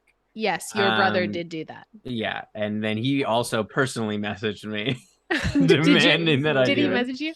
He did. Yeah, he sent me a message on Facebook. I love him. So, okay, I won't tell you which one's the lie, but Clack has started the process of carving a new patch with Lady Forna. No, shut the fuck up. That's so beautiful. One of them could be a lie. It better not be that one. Yeah. Clack has also started building his own home in the plane of Earth. And Clack is taking swimming lessons. That's the lie. There's no way that's not the lie. No, it's actually the kid thing that's the lie. There's no fucking way that Clack is taking swimming lessons. No, there's no way. Get the fuck out of here. This has been an absolute treat. To my dearest, bestest friends, thank you so much for hanging out and chatting all about our wonderful characters in this beautiful campaign. To all of you in chat, thank you so much for submitting your questions and for hanging out with us tonight. We are, oh my gosh, we are back on Monday with our brand new interim campaign, At the Edge of All Things, DM'd by Adam, featuring me. myself and Cody and Faye and Bam. Roz and Roz. Bam. Guys, Bam is coming to play a full I love campaign with us. The Bam. forever DM. You know what I love about Brandon Bam? Allen, Brandon Allen Everything? McClanahan. Bam, or everything. Everything. But Bam couldn't make the original session 0, so I did a one-on-one. And Bam said something along the lines of, I am paraphrasing, but Bam was like, I am so busy and can't like say yes to many things. He was like, but I love you guys so much that I had to say yes to this. And I was like, oh man, Bam, we love Bam so much. I'm so glad Bam could make this. And very Tim is exciting. going to be guesting with us, and it's just going to be an absolutely wonderful time. So Monday, 8 p.m. Pacific Standard Time, we will be releasing promo for it over the next 2 days. It is a 5-part mini series happening every Monday. Clack in is the BBEG of at Clack the is edge of all absolutely things. You are right. BBEG. Spoilers now. In our traditional like Monday time, we want to make sure we fill the slot for y'all. And we will be doing our Wednesday traditional Monday Wonders. time. Our traditional Monday time. Our Wednesday Wonders are back. The Rage Saga is resuming this month with myself and Cody and Eric. Yeah, you're right. Get buckle up, Adam. But it's a busy week Yeah. for me. Try doing 2 campaigns in a week, bud. The Rage Saga Okay. is back next week, as well as Exalted is back the week after that, and DM Roulette is back. We have a full slate of guests for DM Roulette all the way to November. So I am very, very excited for us to be continually doing that. It is an absolute privilege for us to be continually able to bring you content on this channel and for y'all to show up and come hang out with us and just engage with whatever we're doing. And thank you from like the bottom of our hearts. Thank you so much. We love you, and it is just a treat to be able to make D&D stuff on the internet. So thank you. Should we go raid this evening? Yeah. Let me see who's playing the Dungeons and the Dragons tonight. Let's see. The wonderful folks who raid into us quite often, Silver Kestrel Studios, they are playing tonight. So we are going to go raid them. Also, there was a question in the chat that I just have to address that Please. Rusty wanted to know who the plot armored NPC was. And I said it was Jar. Jar Oh, was- okay. Yeah, Nothing yeah. bad would ever happen to Jar. That's good. I mean, 'Cause Jar had a pretty bad Jar. Like, Yeah. I Jar think had I a would have pretty bad actually start. shut down if Mm-mm. anything bad ever happened to Jar. not I a- think No. But Jar was but Was Command importantly, there is never- plot gonna be a- armored? not like yes, but not entirely. Like if you had made certain decisions that had put her really at risk, then Okay. no. But importantly, because of the campaign 2 time skip, Jar will be an adult and can very much die. Just like offhandedly Jar being has- like, He's already just dead. Jar has plot armor. Once a character has plot armor, they forgot plot armor forever. So Yeah, sorry. that's You true. who Sorry never about got that. plot armor was Clack. Clack took a fucking Less- beating. Oh my god, constantly. Clack took such a That's, beating, he dude. specifically did not have plot armor. What's the opposite of plot armor? Yeah. That's it's plot like arrow magnetism. We are going to go raid our wonderful friends over at Silver Kestrel Studios. Just a Please plot stick target. around in the outro screen. Thank you so much for everything this wonderful, beautiful community does for us. We love you immensely. Clack's Um, KD was 0-3. Oh Outta no! here. No. That makes me so sad. Oh, Clack, you poor, sweet, precious boy. If you're wondering about Oh our no, K2D, Clack our is an amazing iron, my guy. Our amazing community manager, Teeny, has done up a K2D spreadsheet for campaign 1, and I have no doubt that they'll be doing a K2D spreadsheet for campaign 2. It is a true treat to be able to just get to play D&D with your friends, but it is an unfathomable privilege to be able to end a campaign in such like raucous splendor as we did with this campaign. So please go check out those 2 finale episodes on YouTube. They are live. Please go check out all of the rest of campaign 1, and we cannot wait to bring you At the Edge of All Things, our interim campaign airing October 10th to November 7th. It's gonna be fucking great, Adam. Get the fuck out of here. I'm so excited for my character. I cannot tell you. A piece of cosplay showed up today, and I'm very, very excited about it. I'm so glad I'm DMing. I'm so glad I'm DMing so that I don't have to cosplay. It's a perk. Adam, I'm just going to say this. I am going to be using Finnan's goggles as part of the cosplay. Love that. So, I'm very, very stoked. And please. Do I still have them? No, they're literally on my shelf right now. Sick. And so we are so excited to bring you campaign 2. You will see more across our socials. Please follow us on socials. We are at BlackwaterDnD across Instagram and Twitter.